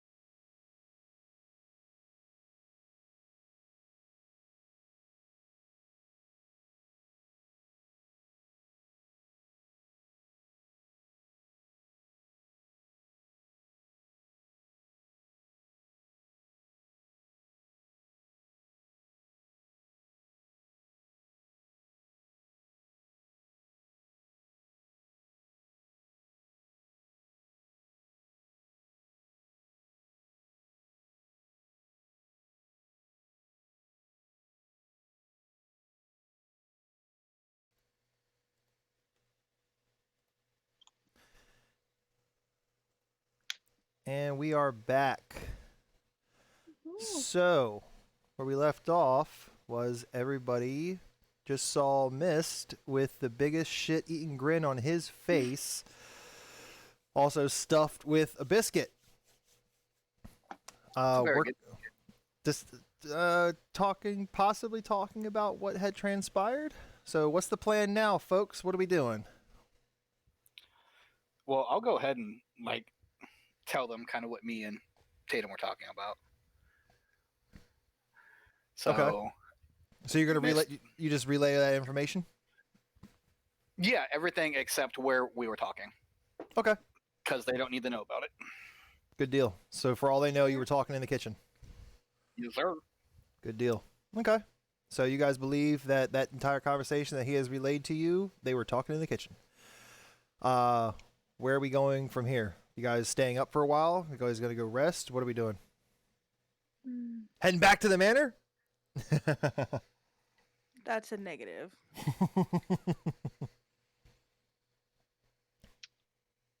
Yeah, I think I'm good.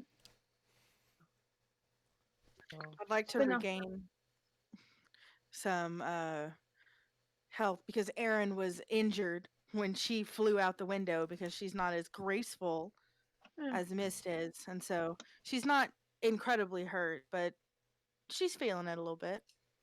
I could use my spell slots and sorcery points back. I used it all to keep you guys invisible. At least my Alright. level 2. Fair point. Okay, so you guys feel like you want to turn in for the evening?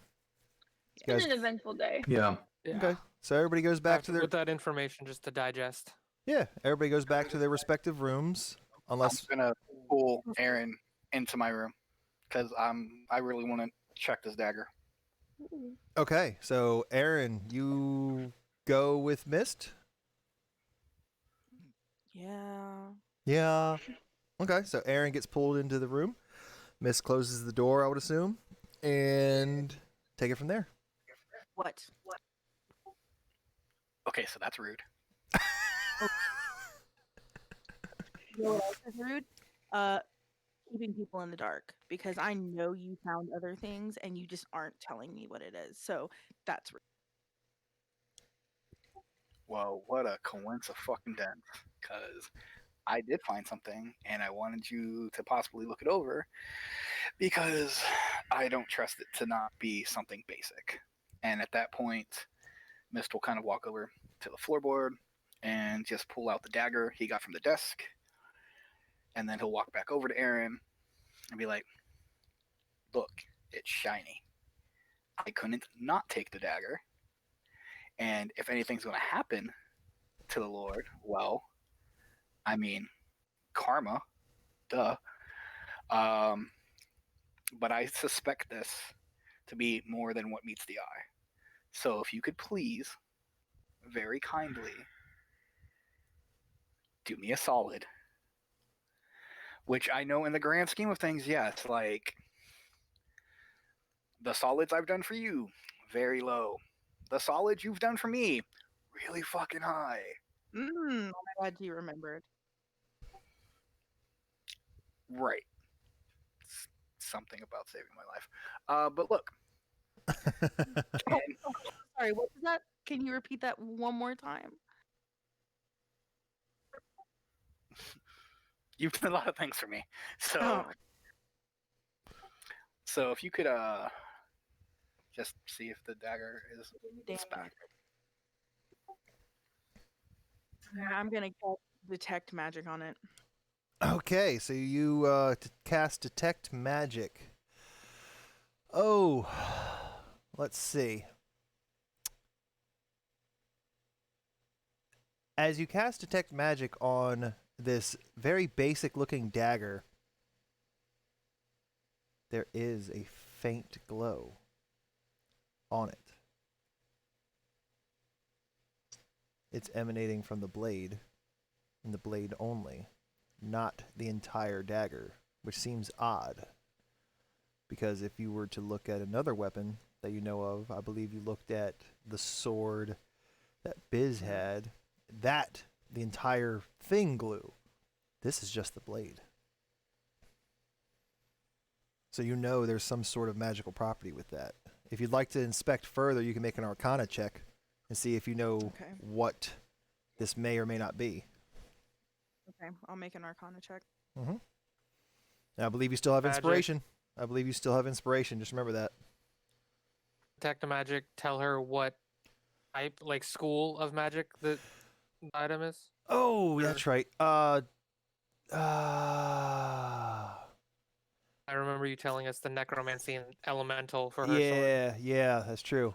I believe I could be wrong on this, but I'm just gonna say we're gonna go. I know how if there is a school, I'm not sure if that'd be not abjuration. We'll call it necromantic. I could be wrong on that. I'll get back to you. We'll just call it necromantic. It could be something else, but for now we'll call it necromantic. I'll fix it if I'm wrong.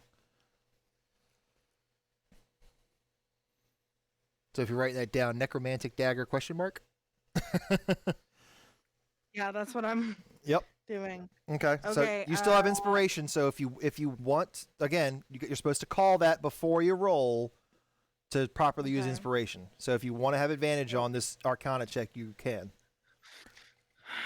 Okay, I'll have advantage on the Arcana check. Okay, you lose your point of inspiration. Go ahead and have advantage on your Arcana check. Okay, so that's going to be a 23 total. 23. Okay, you do recognize this from your background in all of your studies. You recognize this as what is called a blood-packed blade. What this dagger does, or what the blade essentially does, the blade can be attached to anything. Hence, just the blade is magical. What this does is one side of the dagger, you would know that one would cut themselves, the blade would be handed to somebody else, and they would cut themselves with the opposite end of the blade, the opposite side of the blade, hence joining the two together.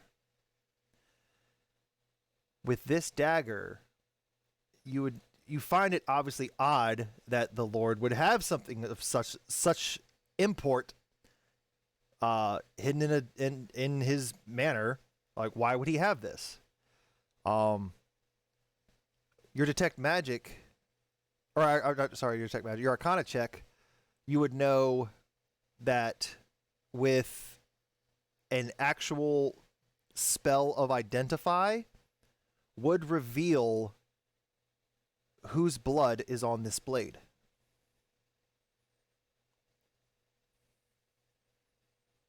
A normal Arcana check wouldn't do that. You would legit need an identify spell to identify the owners of the blood that is on this blade or was on this blade.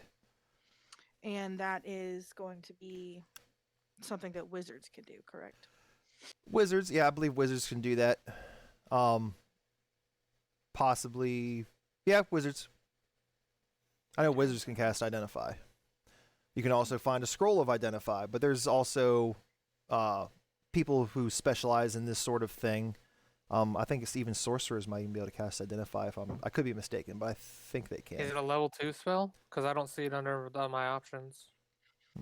That might be a wizard thing, but either way, you just know that you would need to cast an Identify spell. An Identify spell would need to be cast upon it to identify the two recipients of this blade. Okay.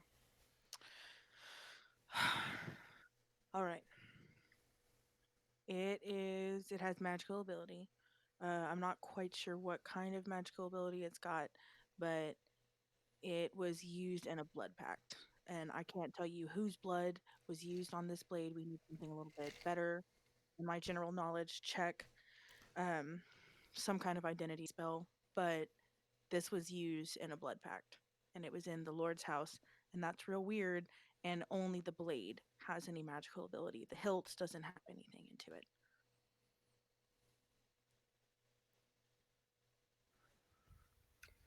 Miss gently takes the blade back from Aaron and puts it away. Now, when you say put it away, you keep it on your person, or are you putting it back under the floorboard? back under the floorboard. Okay, just double checking. Like, Just double checking. Like, yeah, he's not gonna keep that on him now. Like, Okay. knowing what it is, like, this is something that needs to be kept until we can figure out what the next move with it is. 10-4. So he'll put it up. And he'll look to Aaron. Okay. So we need to find out who else was involved with the blade. Before we do any of that, I don't know why you are as mad at me as you are. You see the DM just start grabbing popcorn because he's waiting for this, like, for a while. He's been waiting for this conversation. No, I'm sorry. Go ahead. You, more than anyone here, you know how I move. You know how I operate. This is above what I've spent the past few years of my life doing. This, I know, is out of your realm. Oh, don't look shocked at... Excuse me? Oh, I'm sorry. Am I supposed to believe the little wood elf from the forest who spent all of her time in the university was traipsing around towns, performing random acts of breaking and entering and killing random people? No. My goal right now, your safety is top priority. And as far as it goes between you and I'll make friends with the other three. I'll lay my life on the line for you.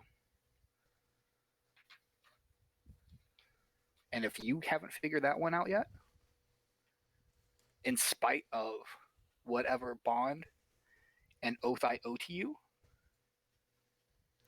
then I don't know what to tell you. But right now, I have 3 people I don't fully trust. 3 people who I have to juggle around to figure out who I can trust, what I can tell them, and how much I can tell them. Now we're in a town where a lord has committed some sort of pact with some sort of demon, I'm guessing. We don't know So, for sure. right, you don't know for sure about anything. I can only go off of things I've been privy to. But now I have 4 people whose lives I have to protect by any means necessary. So yes, the nice tall patch of grass, it was me. Fucking knew it. Well, no shit. There were bloodhounds coming after us. On our fucking tail, no pun intended. Yeah, but did you even stop to consider for like a minute? I have an herbalism kit and I'm proficient in herbs. I could have something that could have masked our scent.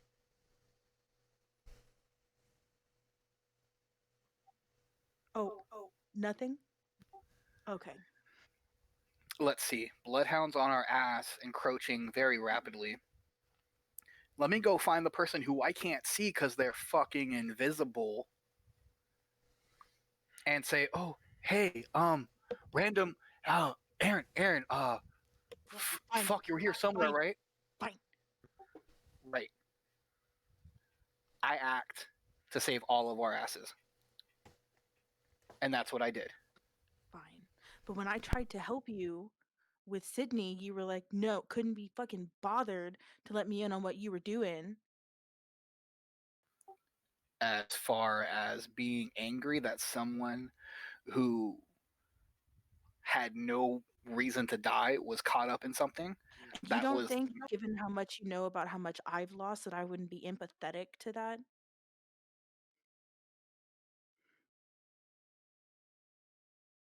You keep talking about 2 how separate you owe me issues. a life debt. No, it's the same fucking issue, Mist.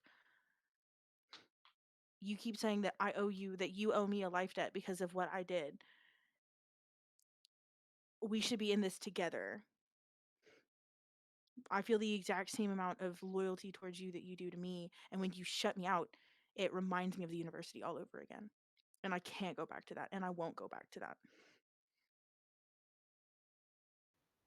When I shut you out, it's to protect you. Well, it doesn't feel like it. Can you at least promise that if you shut me out in the moment, you'll eventually tell me what it is in the end? As long as it's not betraying, I know you keep secrets from everybody. As long as it's not betraying anybody else, will you tell me? Had you given me more than a day, I would have told you. However, you wanted to be in your feelings. You wanted to be upset. You wanted to put me in some proverbial doghouse because I didn't come running to you, telling you all of my little inner feelings about how pissed I was that not only did Sydney die, but her life was valued as someone who made a fucking cup. So no, not in that moment. And I was at least mental enough to stop Biz from probably getting us all fucked over. Because that little firecracker wanted to run off at the mouth. We definitely need to teach her to use discretion. You're correct. So for right now, we're all going to sleep. We're all going to figure out what the next move is. I don't know how Mercer and Biz got back from the guards, but I'm pretty sure we're at the top or near top of whatever list for them knowing that somebody broke in. Just by the nature of who we are and what we do. Maybe. Have you met some of the people in this town? Like, honestly. Like, I could see some of them. That's fair. Some of them. But Mr. Tatum is on our side, and Mr. Tatum seems to be one of the strongest, like one who holds some of the most sway in this town. So I think as long as we've got him on our side and we don't do anything stupid, we should be okay. I'll talk to Biz in the morning and kind of remind her that we need to keep a low profile. And if she wants to say something, she should probably run it by one of us first, just in case. Did you find anything else that you want to tell me about?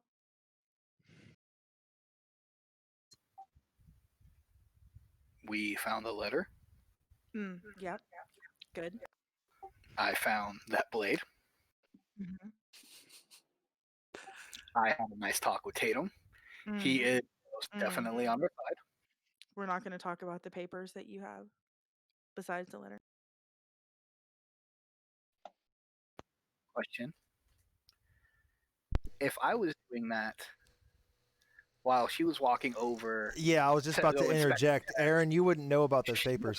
I wouldn't have even heard like the rustling. No, he was just digging through a desk. He was just digging through a desk. I mean, you were doing the same thing, looking around. Remember, everything was happening at the same time. You wouldn't know if he pocketed anything. No, because remember, he read from...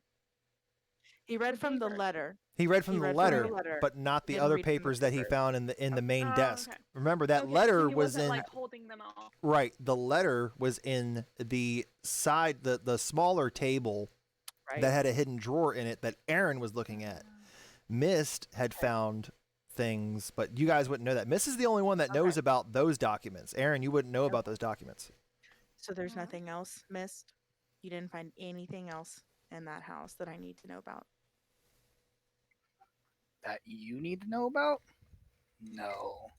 I did not find anything else that my little Aaron needs to worry her pretty little elven head over. Don't talk to me like I'm stupid.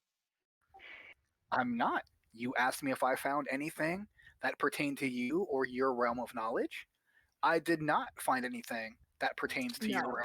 I asked you if there was anything else that you found that you wanted to tell me about. Don't parse knowledge words with me. No, I didn't. Fine. If I find out you're lying to me. Then what? You're gonna leave?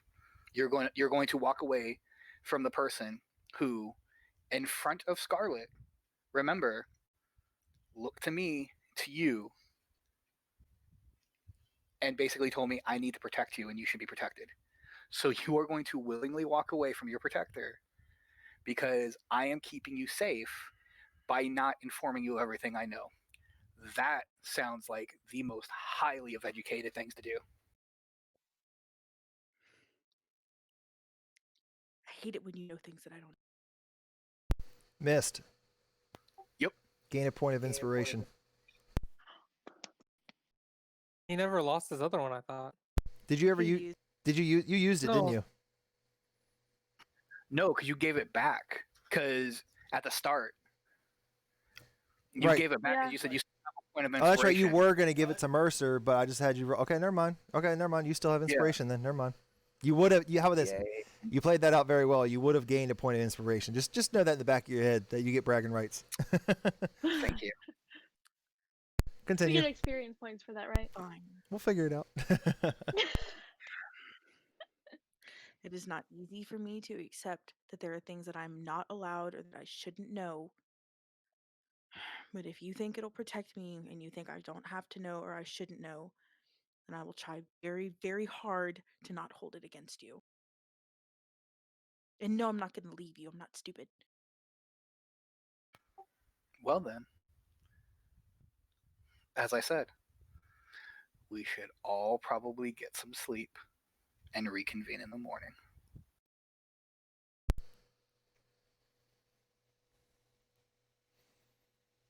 Fine. Have a good night. So Aaron goes back to her room. Oh, go ahead, Mist. I'm sorry. As soon as she leaves, Mhm. Mist pulls and the door is shut. Like he will go lock the door. He will pull out the papers he got from the desk and start scanning over all the tax documents and all of the people who work for who, and starting to like make a tree in his mind of, okay, this person owes this much money, this person works for whoever, so that way he can start having that mental list. Yo. Okay. Okay. That's cool. Erin's not going to go back to her room automatically. Okay. She's going to go outside. She's probably not going to go far from the inn. She just wants to get somewhere where she can see the stars unobstructed. And she's going to pray to Shantia, thanking her for getting them all back safely. Whoa. Okay. For continued protection for Mist. And to just her nightly routine because she missed it because she usually does it at sundown. It's a little bit late because Miss wanted to talk about the dagger, but she's gonna go. She's gonna go do that. Okay. And So you go outside and you know that you guys probably like Mist had a good point. You guys are probably suspect number one. Y'all are new in town with the exception of Carrick. But you four are all the new faces in town, as far as you know, anyways. So you know it's probably smart to stay near. So you probably just wander around back where there's no lights, and you can wander maybe like 20 feet away into a patch of tall grass and just kneel down and do your prayers there. And I'm gonna add like a prayer for continued guidance and protection as we navigate through the next couple of days because she's not really sure what's going to happen, but she knows she doesn't want anything to happen to Right. any of her companions. Right. Okay. Good to know. Alrighty. Anybody else have anything to add? Otherwise, we'll go on to the next day. We're good. Alrighty then. So everybody finds their rest or meditates or however they decide to take their long rest. Everybody can take the benefits of that. Everybody gets their spells back, full hit points. Everybody's at 100%. The new day dawns, and everybody is almost simultaneously woken up. Wait a minute. Is everybody in their rooms? Let me start with that. Is everybody in their rooms right now? Yeah. Has Dawn already broken? Yeah, the sun's up. The sun's it's been up for probably a little while. You guys had a rough day, so you guys probably slept in a little bit. Well, elves don't really sleep. So Right. Erin meditates for 4 hours and then she's done. Right. But So- where are you at though probably like as the sun has gone up for probably an hour or two. Where would you be? Are you in your room? No, I'll probably be downstairs staring out the window. Okay. All right. So you're awake, just staring out the window. Well, then, with the exception of Aaron, everybody else is now awoken by the sound of the town guard.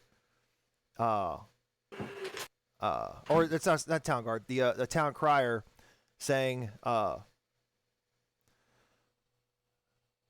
all villagers and guests must report to the town square within the hour.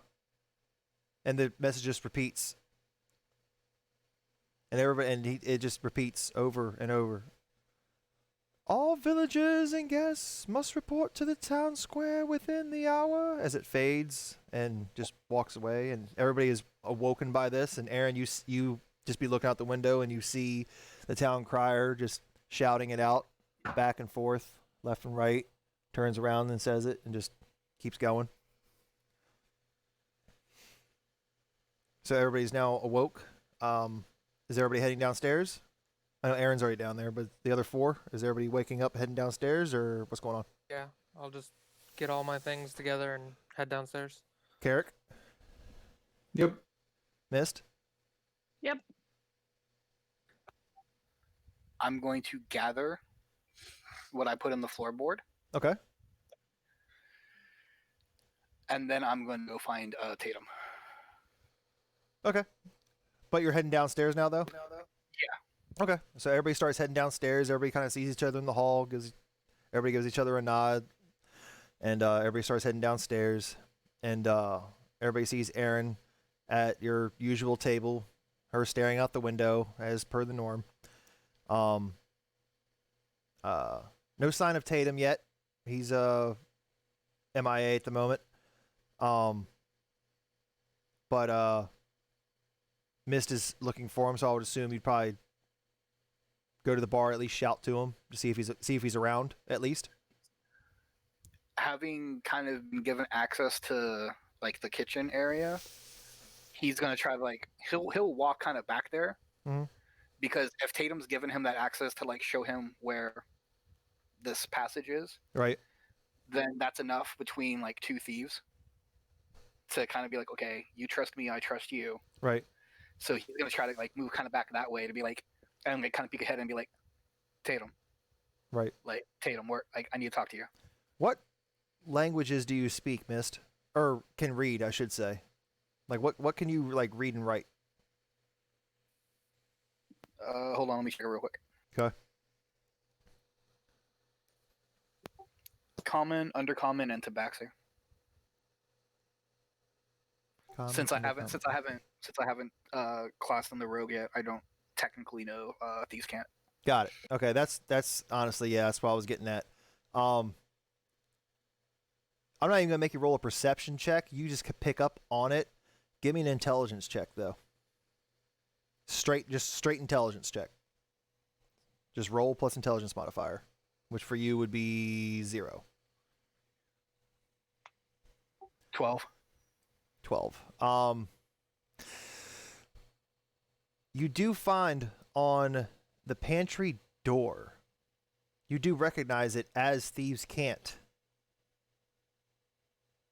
but you're not proficient with that. You don't really know how to read it. You know, like bits and pieces just from your background and what you do. You know a couple words here and there. But let's see, with the 12 intelligence, you pick up on the words in this order because you're like, I don't understand that one. I don't understand that one. But you pick up on, in this order,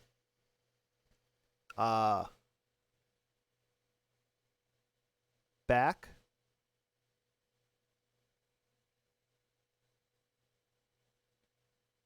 went to,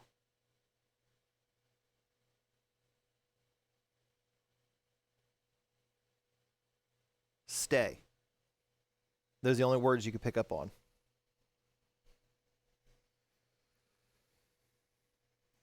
Son of a bitch.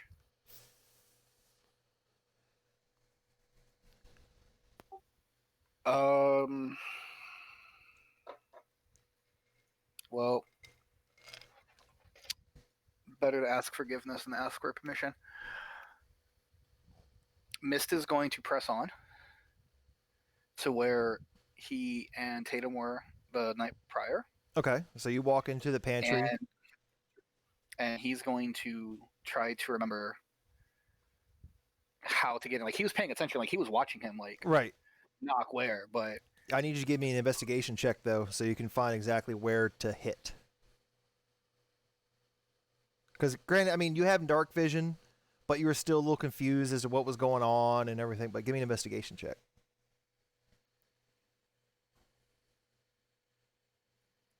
$17. Yeah, with no problems. You remember, oh, yes, it was over here. You were trying to line up your fist and give 2 knocks, rotate 90 degrees, give it 1 knock, and panel moves.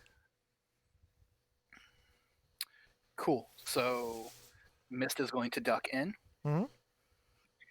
And you go into the room, and you're by yourself. He's going to find the most inconspicuous place, like that's going to have like maybe a bag of something or whatever. Like, he doesn't know who all knows about it, if Susan knows about it, or if it's just something that Tatum knows. Mm-hmm. He's going to put the dagger. He's going to put the note. He's going to put the rubies. Mm-hmm. And he's going to put the financial records. So pretty much, so everything. Yeah, everything you got. Okay. Because with the town criers, like, wanting everyone there, with his background, he's like, all right, shit might be going sideways. I don't need to have this in our room. So he's storing it into the secret passage that Tatum showed him, putting it to only where he will know it is in there. Right. And then walking out, shutting it, and then going to go join the table. Easy enough. You find you see different shelves, and you see different thieves' tools and grappling hooks and just daggers, like a couple different pieces of armor, nothing fancy. But you start digging around, and you're like, where's a good place to hide this? And you decide to take all of that, and you grab a little satchel off of one of the shelves, an empty satchel, shove everything into that, and then you shove it inside of a leather helmet, and you shove that into the back corner of a shelf up in the like top right if you're walking in. All the way back wall, top right, top shelf, all the way in the back, now shoved behind a piece of leather armor. So essentially it's like double hidden. So you got sack, inside helmet is covered by leather armor, and you close the cabinet door.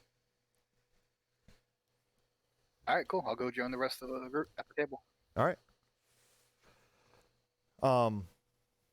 And with that, you still hear off in the distance,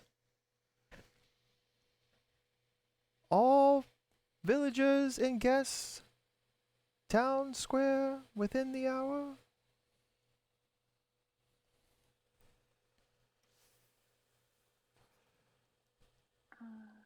I think are we all like kind of at our normal spot? Yeah, everybody's at the same table now. Okay. No food, unfortunately, though. It seems everybody's missing except you 5 are the only ones there. Well, Mist seemed to be missing our barkeep. Everything okay back there? Mist's tail is kind of like swishing wildly. And for those that have picked up on it, that's generally his tell. If he's lying about something or he's telling not the complete truth, is his tail is going to start swishing kind of like left to right kind of rapidly. Yeah, everything's good. He's not here right now. He left a note. Couldn't really read what he said. It's just that he's gone for right now. But I don't like how this morning is starting. I agree. Our late biscuit's too short of a good morning, but looks like we've got some business out. Should we go check it out? Right. So before we go and check that out, and you said we're the only ones in there right now? That's it. Like everyone else? No? Okay. You guys He's look around, gonna- and you're the only patrons in that bar right now. Mist looks to Aaron, looks to Biz and Mercer, So someone reminded me that there are multiple ways to throw somebody off of the trace or scent, if you will. If Erin would be so kind, I think she has a way to mask your scents, Mercer and Biz. I don't know what's going to happen when we walk out into that town square. I am 100% certain it has to do with our extracurricular activities last night. I don't know if we need to mask our scent anymore. I think Biz took care of it. We already met the bloodhounds. Yeah, we never really talked about it that way. Although I guess I wouldn't be terribly opposed to being freshened up, if you know what I mean. It's been a few days. We came across with the bloodhound, and haven't really mentioned this before, but families, small town was right outside small forest. Never really was one to be too particular with my duties, and would often be found skirmishing with small forest and have since picked up on a few taming capabilities. And the Bloodhound and I are now best of friends. So I don't think it suspects us of anything, but I don't know if they have new hounds or what else they might have up their sleeve. So best to double up. So whatever you've got, I would take. That's how that went down.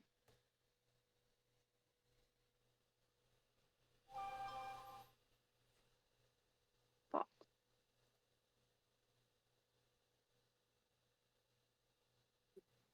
All right, then, Erin, if you could ever be so kind.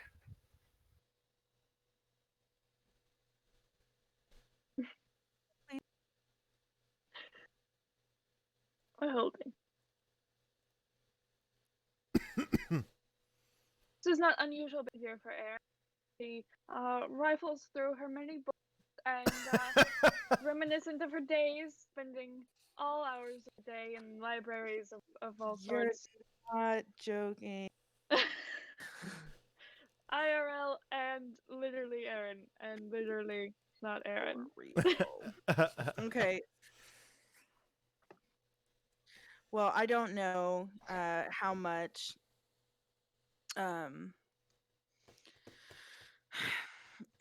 like sense can like mask from a bloodhound, but I can like give you herbs to like put on yourself that will kind of change the way you smell. And I don't know how well that works with bloodhounds, but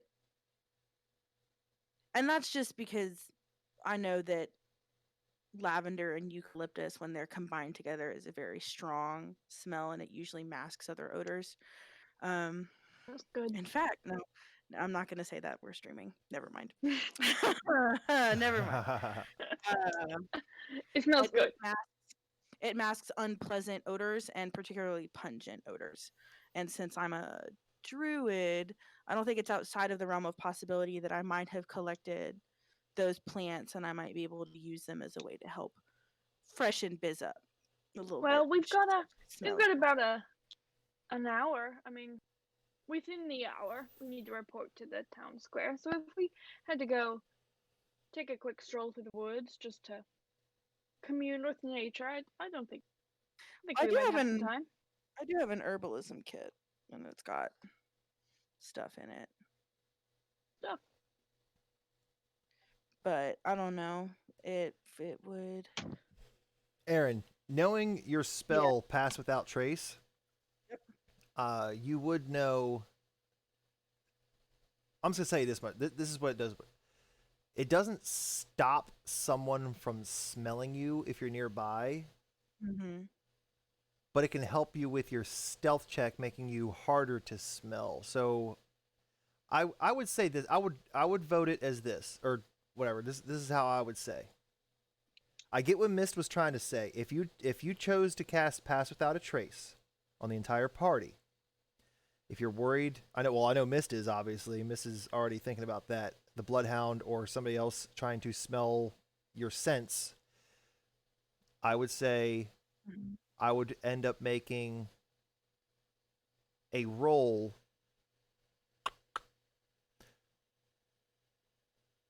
I would make a roll to see if it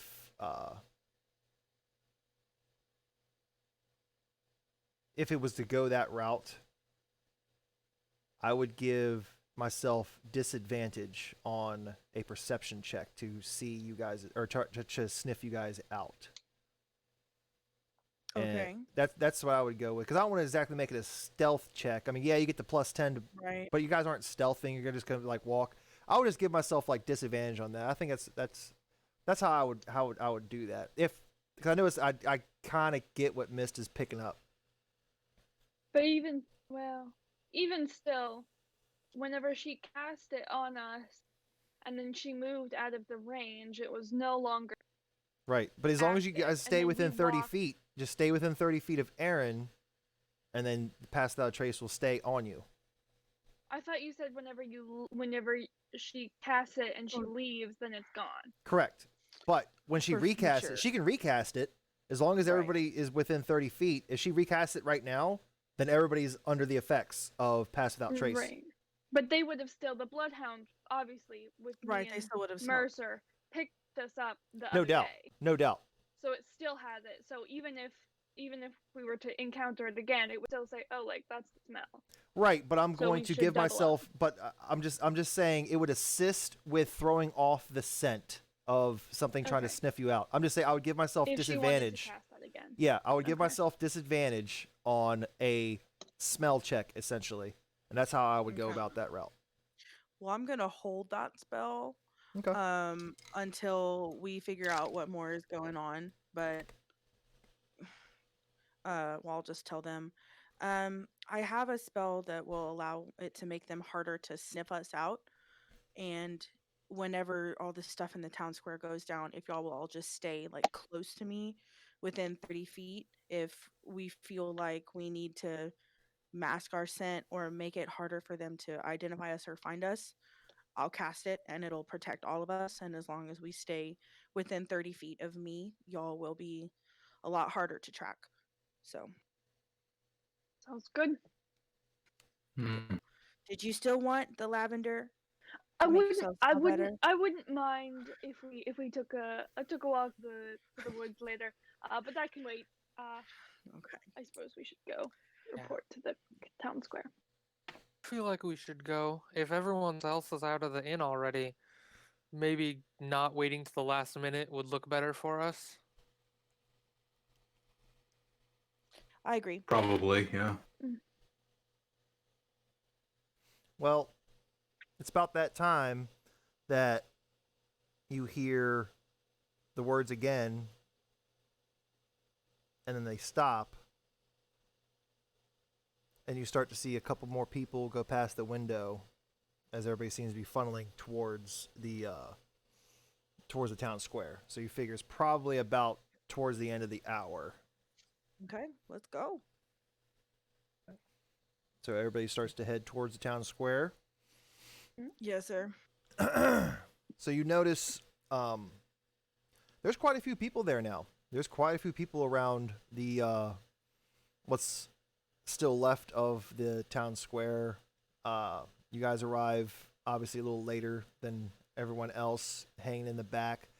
You see a lot of townsfolk, families standing around, and who, I know Biz is short. Who here is like over 6 feet or 6 feet or taller? I know Mist is. I know Mercer. Okay, Mercer is. I'm just trying to get an idea of like who would be able to see over top of other people. I don't think Carrick and Aaron are. I think y'all are. I Probably... can see through their legs. There you go. Yeah. Aaron's 5'2". Yeah. Nice. If I remember correctly, yeah, Aaron, I knew was a shorty. So I saw that, Aaron. In real life, I'm 5'11", so like I don't like being called short. But your character is. That's true. She's tiny. She's willowy. There you go. All right, so Mist and Mercer, bird's eye view. You guys can just see over top of most of the people that are gathering, and you guys both see a little platform has been assembled, and or maybe just a little soapbox, I should say. There has to be something for his lordship. Lord Tornelius is standing a little taller than he normally is, and he is probably 8 feet in the air, essentially, like at the top of his head. So he's like boosted up about a foot and a half or so, you'd probably guess. Someone's overcompensating. Yeah. So he can look down upon everybody else. And a couple town guards. You see the tops of spears kind of surrounding him a bit. And you see the town guard start hushing everybody down as Lord Tornelius is whispering something to one of the guards, and the guards nods his head, and they start, everybody, shh, there's an announcement. And the crowd starts to die down. And you hear, well, it seems there was a bit of a, how do you say, an intrusion at my home yesterday evening. I would like the guilty party to step forward, and your punishment will be lessened. And he just kind of looks around, and you see the town guards start to turn their heads around, looking around to see if anybody steps forward, because there's probably about a good 30 to 40 foot berth from Lord Tornelius to the edge of the main crowd. And obviously nobody is stepping forward. Unless any of you want to. Yeah, I didn't think so. I'm just looking around to see if anybody else stepped forward. Nope. Nobody else has stepped forward. Biz is very happy that she literally was not in the castle, so she doesn't have to lie because she's not scared of that. Fair enough. No one stands around, back straight, looking very pompous. Well, we shall see if we can't persuade, then.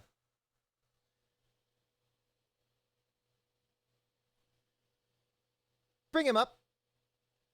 And you see, or I should not bring him up, bring her up. Mist. You see a very bound and gagged Susan being walked up on top of the type of soapbox next to Lord Tornelius.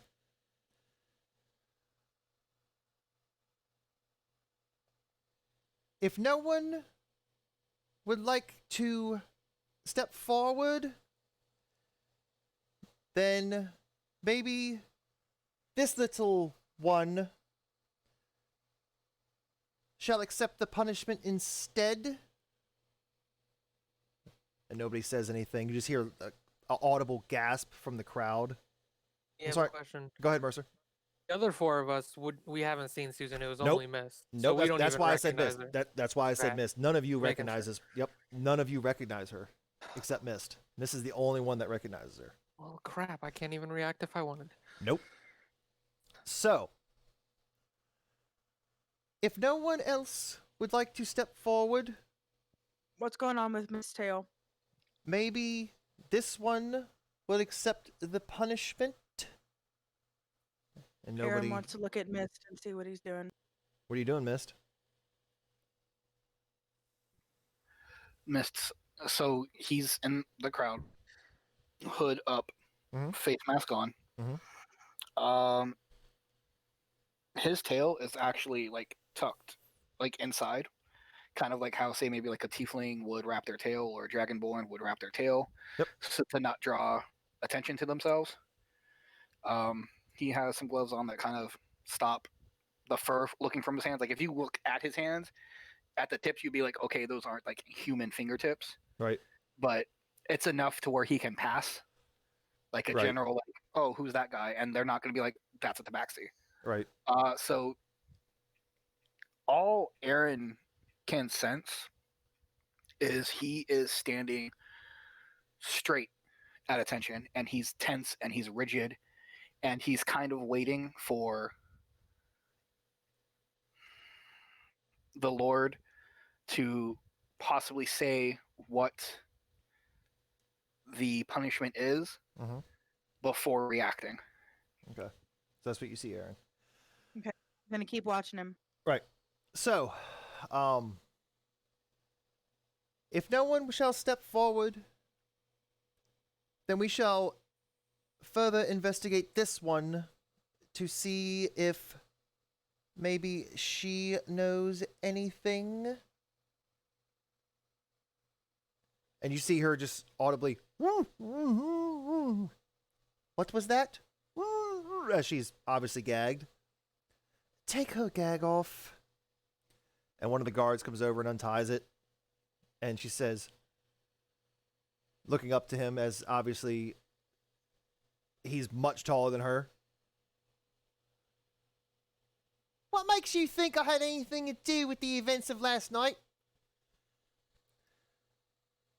Honestly, Can my we hear dear. her?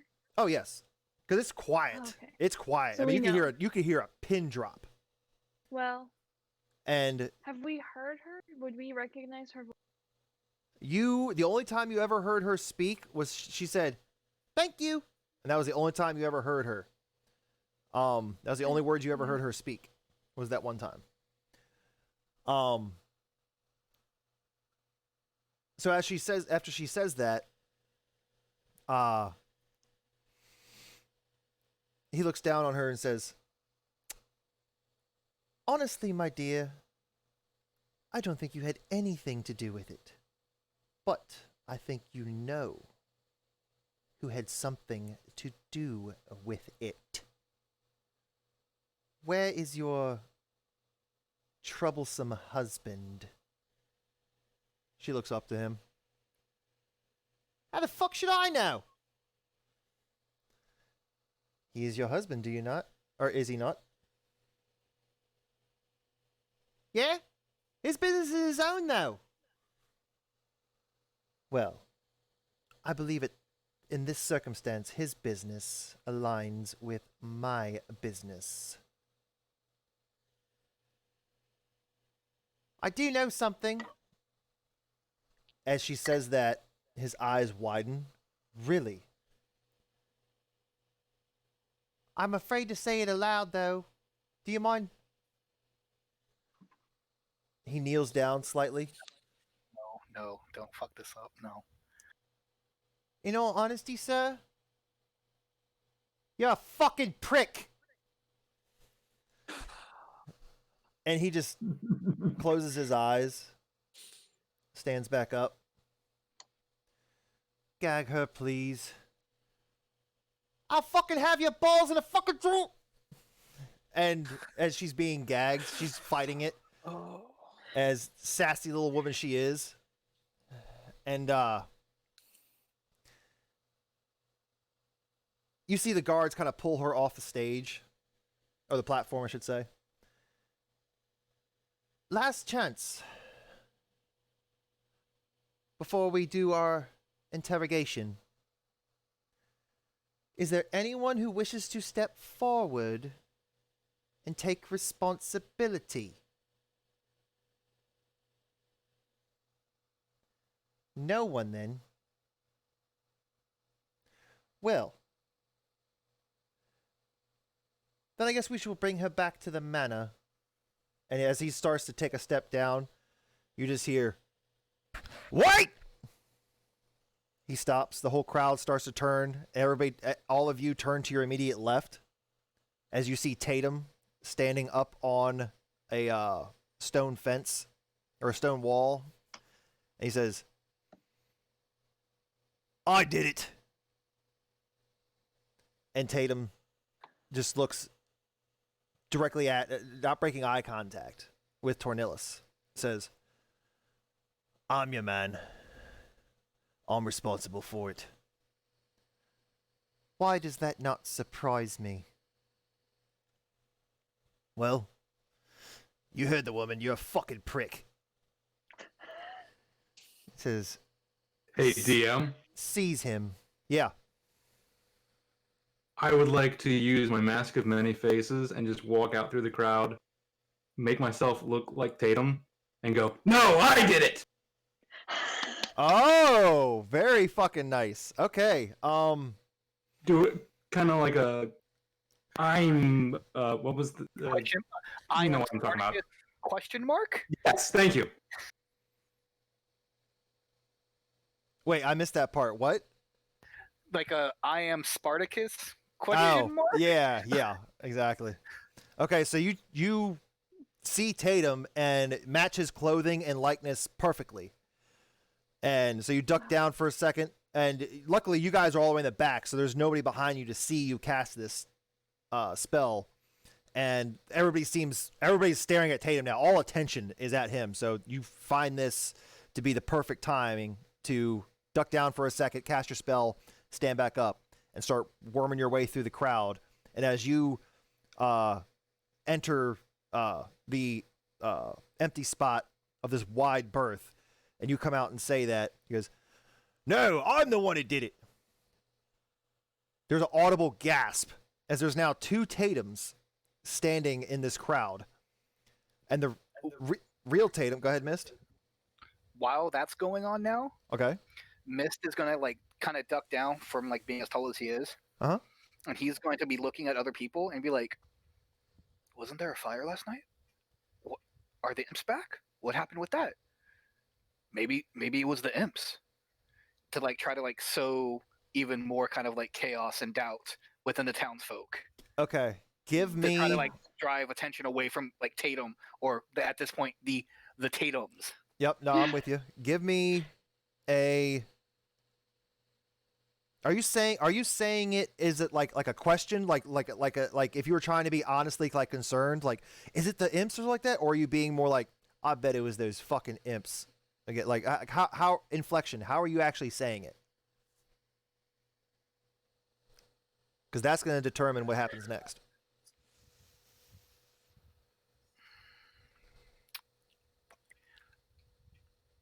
Are you trying? How about this? Are you trying to be intimidating about it? Or are you trying to be persuasive about it? Are you being deceptive?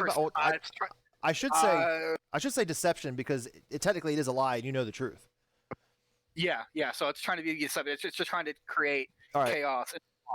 Give me a deception check with advantage because the imps obviously destroyed half the shit in town earlier, so it's very easy to believe that. So, but give me a deception check with advantage. 18 total. Very good. Okay, that's not bad at all. So you say that, and you start hearing Chris. Oh, that people are whispering. They don't want to speak too loudly because obviously this is a very intense moment. And you start seeing people. Hey, maybe it is those imps. Yeah, maybe it could have been the imps. And it just starts whispering through the crowd, and after a few seconds, the whispers start to grow a little bit. But at the same time, the real Tatum is now standing there looking at his doppelganger, very confused for about a half a second. And then he realizes what happened the night before, seeing a stranger who was identified as Carrick. And he just has that, like, what the fuck's going on moment to getting back to his stern self and is not quite sure where you're going with this. But the moral person that he has tried to become now he just says aloud,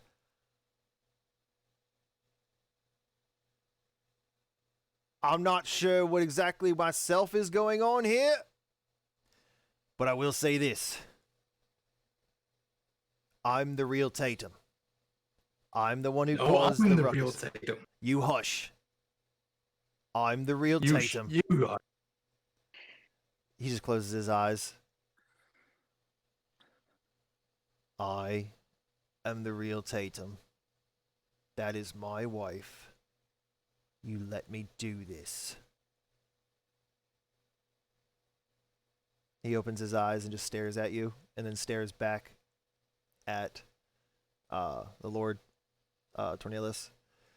And he's just looks back and forth, and he's very confused. Seize them both!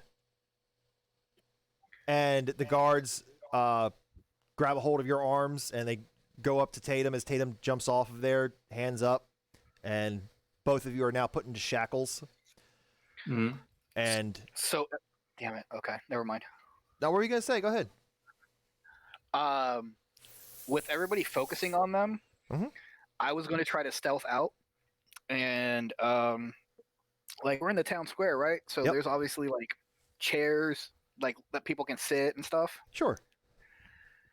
I was going to see if I could have like snuck away to grab a chair and just like completely just meme it up and throw the chair into the crowd. Are you literally going boondocks with this? I mean, you know where I'm going. I know exactly where you went with this. Yes. I saw that point. I saw where you were going with this. You went boondocks. Okay. So I wanted to do this before he got shackles on him. Okay. To be like, okay, obviously, if no one's going to listen to me about it being the imps, Mhm. how are people going to react to a chair flying into the middle of this? Right. Okay. Oh, shit. First off, there's a big crowd here. Give me a perception check to see if you can see any chairs. Or any type of furniture of the sort like that. 15? 15. From where you're standing, sure, you actually do see a small stool that you would assume people who wants to get like their boots shined, everything like that, would like sit at, that kind of thing. And you pick up the stool, and are you gonna toss it into the crowd? Where are you trying to toss this little stool to, if that's what you're really trying to do? Toss it into the crowd. Like somewhere in between where the Tatums are. Just, I'm going to sow chaos. That's Okay. what I do. So I need to create a dispersion. you throw this. Were you trying to throw this before they were shackled? Like, at what point were you going to throw this? I was trying to do it before he got shackled on. But you were like, oh, hey, they moved to him and got shackles on him. Okay. Like, okay. seeing as how it was going, like, Mist is kind of like, I'm going to start peeling back. Okay. I'm going to find something and create some. Okay, so I'll retroact it. As he says, seize them, as soon as he says that, you already had this in your hand, suspecting something along this lines was probably going to happen. Whoosh! And you toss this tiny stool into the crowd area. Give me... Just give me a regular strength check. I want to see how hard you threw this thing. Regular strength check. While he's doing that, would he be kind of farther away from us? Would who be Since farther? He had to go get a chair. No, it was only about like 10 feet away. So he'd like walk 10 feet, grab it, and come back. Okay. He's pretty close to you guys still. After a bonus, it's 20. Okay, so you throw that thing and very accurately don't hit anybody unless that was your intention. Are you trying to hit somebody with it? No, just Okay, like exactly like just like throw it. Okay. And have people see it landing like chaos. Okay, so you throw this chair or stool, and it goes right in between. Tatum was on your left, and Carrick Tatum was directly in front of you, obviously. And you throw it somewhere in the middle of that, but don't hit anybody, and just lands and shatters all over the ground. And as the guards were about to grab their manacles, they stop. What's going on? Who threw that? And everybody just starts to like panic. We're like, what happened? It's like, what's going on? It's like, who's throwing stools? And now everybody starts to shout. Like, everybody is starting to shout now. And he's like, Okay, good. Can all Aaron of you start shouting? Hold on one sec. Hold on one sec. And as that's happening, Lord Tornillus is like, all of you settle down, and nobody's listening. You just see him getting frustrated, just like, everybody settle down. I order you as your superior, and that whole spiel. He's just yelling at everybody. Go ahead, Aaron. I just start shouting, "It's the imps! The imps are the steal!" Freak everybody out. Give me a.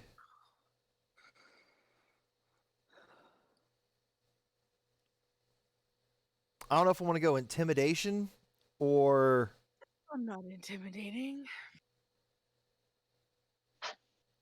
Give me a persuasion check. Just regular persuasion. Persuasion check. That's gonna be an 11. Oh, okay. Let's see where this goes. Oh God. Let's see where this goes. I dropped it. Let's see where this goes. Okay. I'm gonna take I'm rolling 3 times, and I'm taking an average for the crowd. Okay. What did you roll? An 11? Yes. I think my average would be like a 9.5, so 10. So, Okay. in that case, it might have been the imps. What the hell's going on? And you start hearing, as soon as you like somebody yells the word imp, like over top of you, like you said it like pretty loudly, but then a couple people yelled it really loud. Panic ensues.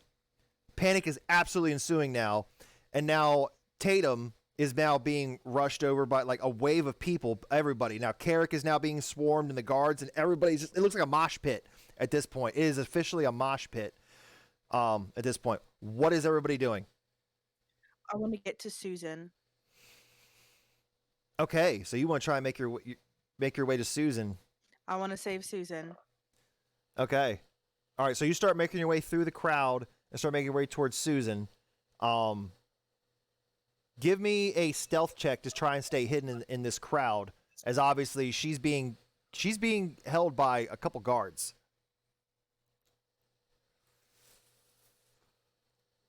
But they are distracted right now. 15. Okay. Okay. So you start making your way towards Susan, and are you trying to approach her from the back, from the front? Like, where are you trying to approach her from? Because everybody's like now surrounded now. Like, all the people that were standing in the middle are now like completely surrounded. So you could approach her from all sides. Behind, correct? Yeah, her arms are behind her back. behind? Yeah, arms are behind her back. Okay. Just tied with ropes and Okay. gagged. I'd like to approach her. I'd like to try to approach her from behind and start untying her. Are you doing hands or gag first? Hands? Okay. All right, so you start working on that. While she's doing that, Carrick, what are you doing? I'm gonna make my way gingerly through the crowd towards Tatum. Okay, so you start making your way towards Tatum as Tatum now drops. He's no dummy. He's now seeing this distraction.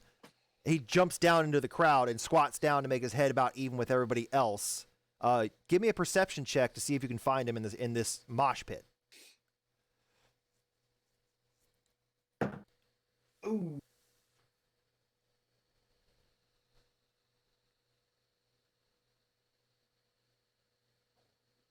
That would be a 6. 6.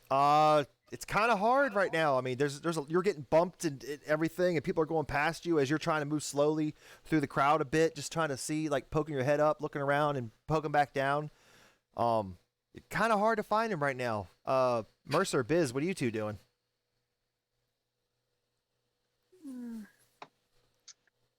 Biz is probably she wants to be the first one to hit Cornelius if there's going to be blows happening, so she's probably like running in,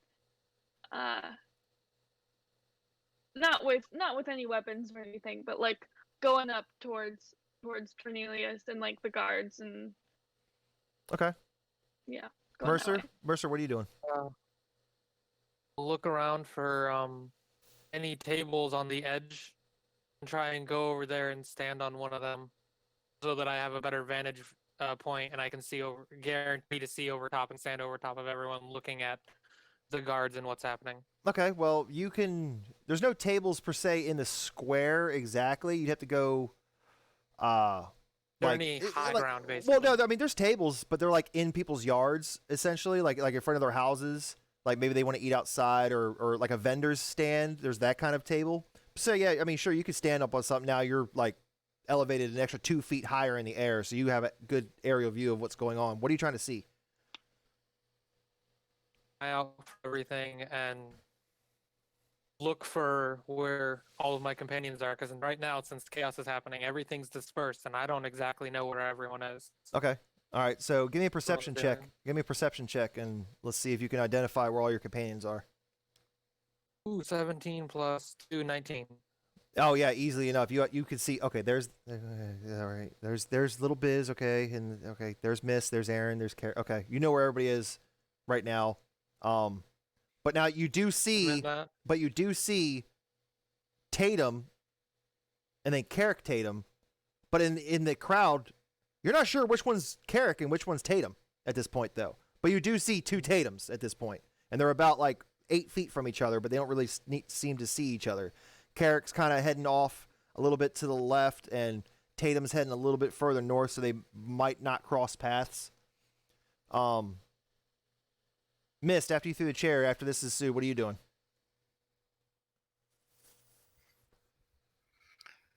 What I always have to do. Following Erin to make sure she doesn't get caught or something happens to her. Okay, so you followed Erin. Are you assisting Erin in doing this, or are you just kind of watching to see what happens? I'm watching in case I have to like cause another distraction or possibly bump a guard out of the way. Okay. Luckily, I rolled pretty low on, lucky for you guys, on the perception checks to see what's going on. Essentially, I had disadvantage to this whole thing. Erin gets through the knots on Susan's wrists, and she instantly reaches up and grabs the gag and turns around and looks at you and recognizes you. She's seen you guys in the bars before, but you guys just really never really noticed her being a little halfling. And she just looks up to you and says, "Pleasantries later. Let's get the fuck out of here." Yeah. In halfling, can I tell her like everything's gonna be okay? We're gonna get you out of here safely. She just nods and just like follows your lead. She just grabs your cloak like, "You're leading the way." Seeing that, because I was paying attention to where everyone is, can Right. I just like yell out as loud as I can? I think the chair came from over there, and just point in the farthest direction from where my companions are. Sure. The guards to see if they'll go try to see where the chair came from. All right, give me a deception check. Deception. Okay, that's not bad. 11 plus 5, so 16. God Man, it damn feels you, good having high charisma. God damn you, Love charisma. Exactly what I just said. I was like, his charisma is so high, it's gonna be great. All right, so with that, you what'd you roll? Total? 16 total. Okay. With that, He rolled too high. the guards that you were trying to distract are like you kind of hear over the crowd, like, "The fuck you on about? It came from over there." Like they didn't believe you.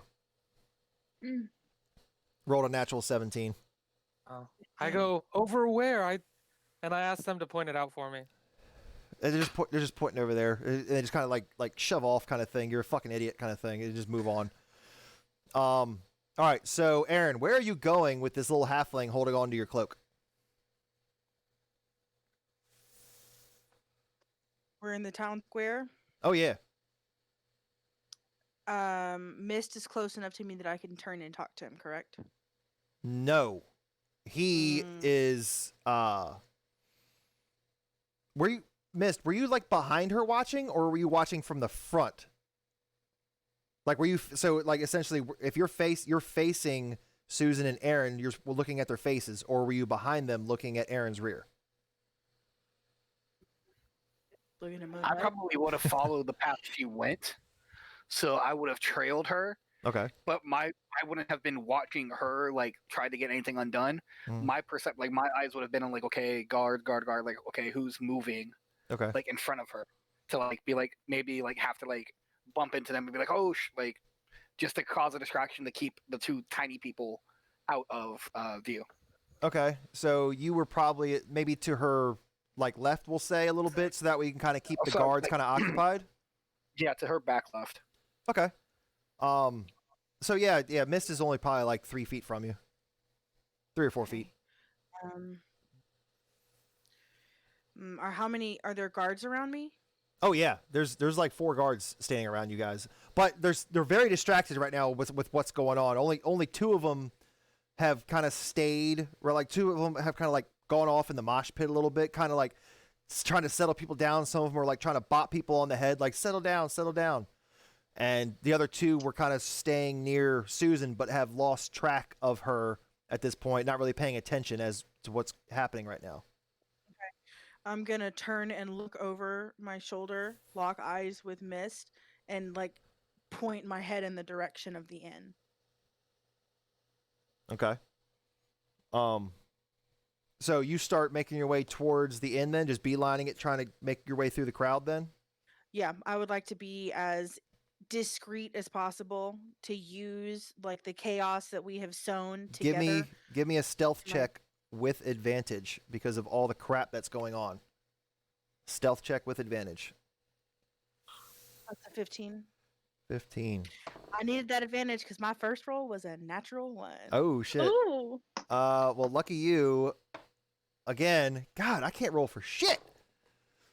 Okay, Mercer was the only one I got to beat tonight, apparently, in a roll off. Okay, no, I rolled a natural 11. So I know even with bonuses, their perception's not good enough. Okay, so they do not see you moving through the crowd at all. And now, but you now realize, you hear is like, where'd she go? Where did she go? And you see them just kind of looking through the crowd. So yeah, you've totally lost them in the crowd. You kind of looked over your shoulder, and they're about like 15 feet behind you now, kind of looking in the area, looking up, looking down, but they don't recognize any sort of direction on where you may or may not have gone, or where Susan may or may not have gone, because they never realized you were even there. Awesome. Now I know that her legs are bound. No, not her legs. It was just her hands and her Okay. mouth. But she's free now. The gag's off, and wrist restraints are gone, so she's free. Okay. Okay. So you start dragging her through the crowd. Now on your way over there, you see Biz. So she was kind of staying in that area a little bit, but starting to head towards you guys pass in passing. Do you guys want to do anything? Are you saying anything? Like you guys are about shoulder to shoulder right now, about to pass each other. Like Biz is walking towards the Lord. Okay. Yeah, I would be kind of just, causing more ruckus and, yelling in the general direction.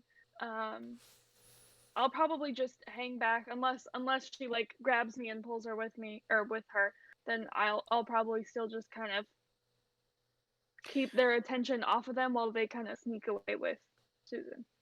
Okay. Well, then I at least want to lock eyes with you and give you a thumbs up so that you know that we've got her and that we're taking care of it. So you know that she's. Yeah. So I'm being small and aggressive.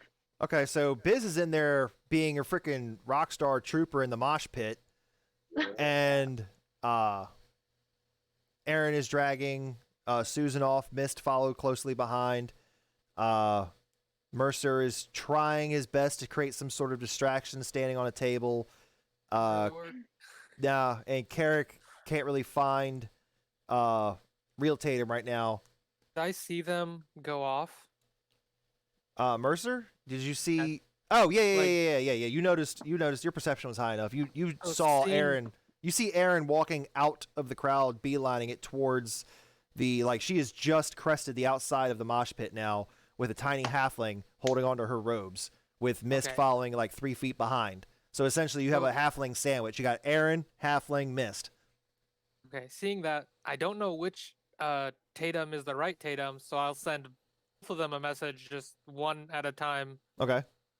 Back to back, saying, or just like whispering, because obviously with all the loudness, I doubt any guard that's farther away can hear me. But I'll just whisper, saying, "We got Susan. They're heading towards the inn." Okay, so Carrick, you hear this, and then Real Tatum hears it as well, and they both kind of just pop up, almost one after another, like damn near simultaneously, as you cast the spell twice, and they both look up at you, see you. At least Real Tatum looks up at you, gives you a nod, and you see him just kind of, and he's gone. Like he ducks into that crowd, and he's just straight Assassin's Creed gone. Like where the fuck did he go? So seeing that, I'll be like, so that's Carrick looking at the one that's still there. What are you doing, Carrick, after you hear this message? I will use my ability again and shift into like a hobo and just blend in with the crowd more. Disappear. Okay. Fair enough. So you disappear into the crowd a little bit yourself. Are you like, where are you heading though? Like where are you going? What are you doing?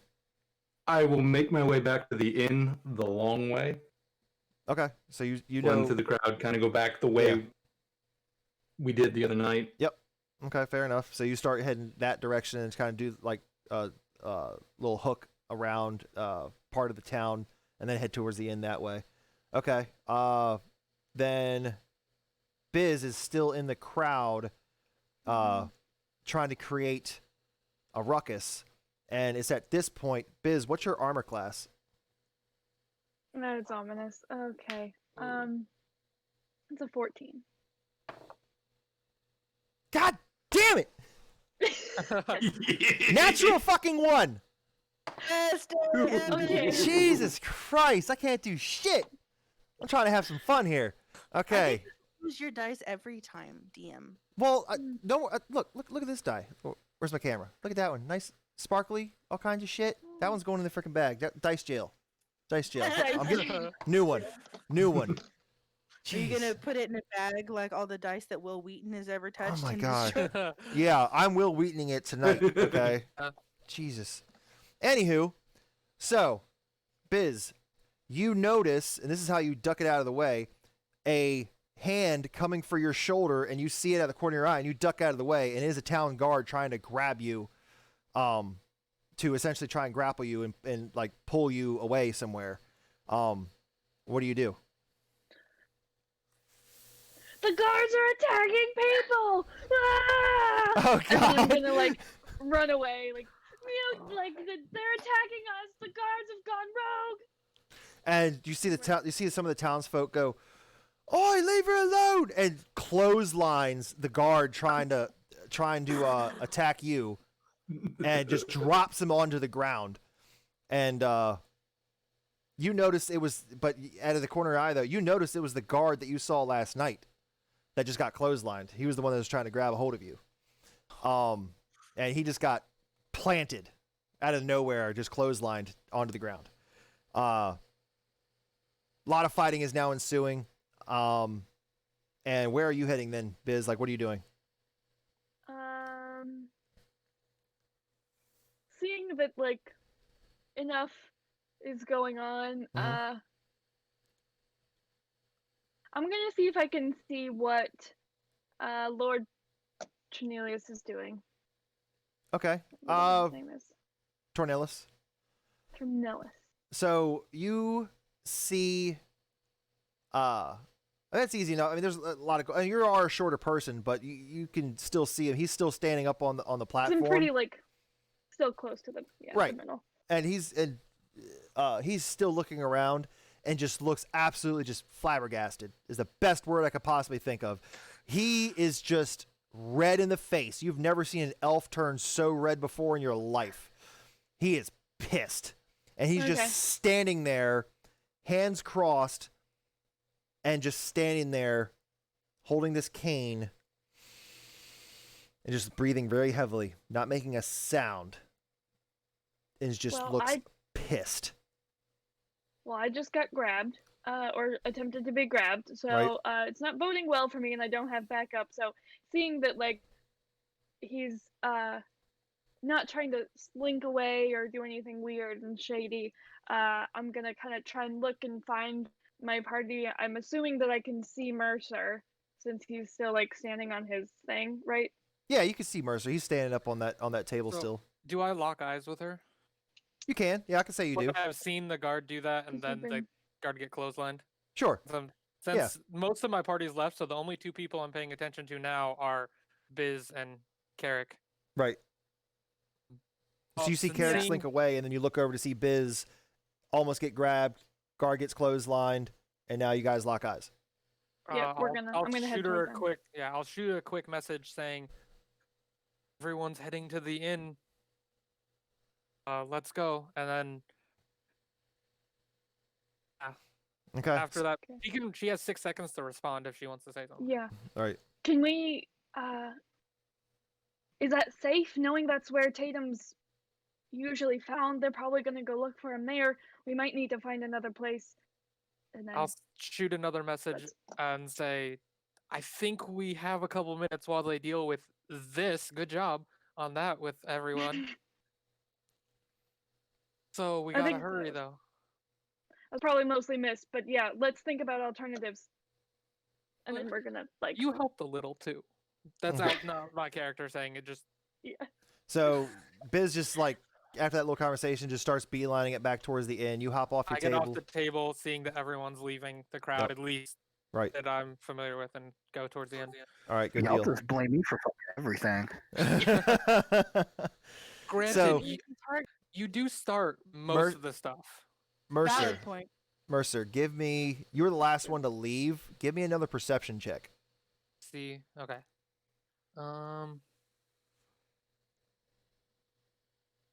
+2, 17. 17. Biz, give me a perception check, actually. Now I think about it, give me a perception check as well. Okay. That is a 16. Okay, both of you guys did pretty damn good. All right. So both of you hear this, not see it, hear. I said stop! As you turn around, you see Lord Tornellis just shouting this. And everybody starts to calm back down a bit. Still a little bit of noise going on. Immediately shoot a message to Biz, because we haven't left the crowd yet. We're just starting to, right? Yeah. You guys left. You guys are about like 15 feet outside the mosh pit, essentially. 15, 20 feet. Like, she's probably like 25. You're like 15 feet. You're like 10 feet behind her. I just shoot a quick message. Do we risk them seeing us since it's quieting down? Nah. Let's get a jump. As that message is going, you guys are deciding what that is, or deciding your conversation. He's still infuriated that everybody hasn't stopped yet. And as you're turning around to see that, you see him raise his cane. I knew it. And slam it onto the ground. Boom! And you just hear this loud, thunderous boom go off, and people just go flying. Bodies are everywhere. The mosh pit is just decimated. You guys were outside of its range. Biz, you were about to be caught up in this. That's why I was saying you're approaching this. Like, I wanted to see where this was going to go. So luckily you weren't caught up in that. So, some people are left standing. Some people are on their asses, and you just hear people crying in pain. Doesn't look like there's any like deaths per se. Everybody's still moving around. But everybody, meaning the whole party here, has now audibly heard this loud boom as it goes like 300 feet. Is the distance on Thunderwave. A loud audible boom, and Biz and Mercer, you guys just stop in your tracks and just see this carnage. If you want to, you guys want to stop and watch, or are you guys still running? What are you guys doing? Yeah, no, that's unacceptable. I think that they're taking. Oh shit! But I don't have backup. But Biz doesn't care. Oh, Mercer's not backup? That's mean. No, I'm just playing. Well, I mean, I'm just emotional support, I guess. Right. What do you, what are you doing? So she's gonna turn around and like infuriated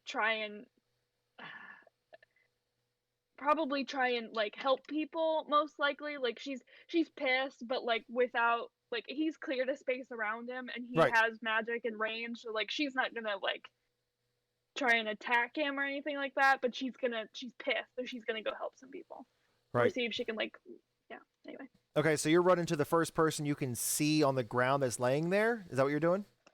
Yeah, just trying to see, like, get an idea of like who's hurt and Okay. like. Mercer, what are you doing then? Seeing that, I'm gonna turn around. I'm just gonna, what the hell? You didn't have to hurt everybody, and go towards some people and try and As help you them say up. that, he points to both of you. Seize the newcomers. How many guards? Uh, I'm just gonna yell, "What the hell did we do?" there's about 7 guards now coming at both of you. 3 towards Biz, 4 towards Mercer. What are you guys doing? They're about 20 feet from you. They're 15 feet from you. Oh shit. They're 10 feet from you. No! Run! They've There's now a- grabbed you. They've now grabbed you Yeah, guys. Yeah. They've now Well- grabbed. You got 3 on Biz, 4 on Mercer. Now grabbed your arms, and they I'm are not wrestling you. I'm And not resisting. they don't care. They're I'm just taking you to the going- ground. They've taken you I'm to the just going, ground. "What After the everything hell?" that's happened, they have now taken you both to the ground, and you are now in shackles, with manacles on both of your wrists. And they stand gonna you. be They yelling, stand you both up. And they don't care. They gag you. They instantly gag Mercer, and they're gagging Biz as well. So both of you are just now bound and gagged. As far as wrists behind your back, you can't say shit now, because they know you guys are outsiders, obviously. So you're probably trouble. And Even though Tornellus, all these guards know that we've helped the town not once but twice. they're following orders. Following orders at this point. Yeah. So the Lord Tornellus now says, "Bring them both here," and they start dragging you guys over. They're walking over top of people that are on the ground still, not stepping on anybody. They don't want to hurt anybody themselves, but they're being gentle not to step on anybody. But they're trying to they're following orders, and they're bringing them towards you, or bringing you towards him. And you guys are stopped about 10 feet from him as he looks down on both of you. Something tells me you and your, I don't know what to call you, your party has started this riot, has started the fire this last evening, and has broke into my home and have taken something very valuable. As he's looking at Mercer and looking at Biz like right in the eyes. Both of you are coming with me. And that's where we're ending the session. No! Whoa! Ugh. Ooh, that was a good one. That I was a liked good it. ending. That was really good. Yeah. Alrighty. That was amazing. We're going to end the stream right there for everybody over here on Twitch. If anybody wants to Tune in watch next this, Friday. yeah, next Friday. Let's see what happens. But everybody else have a good night. Let's talk to you guys later. See ya. Bye,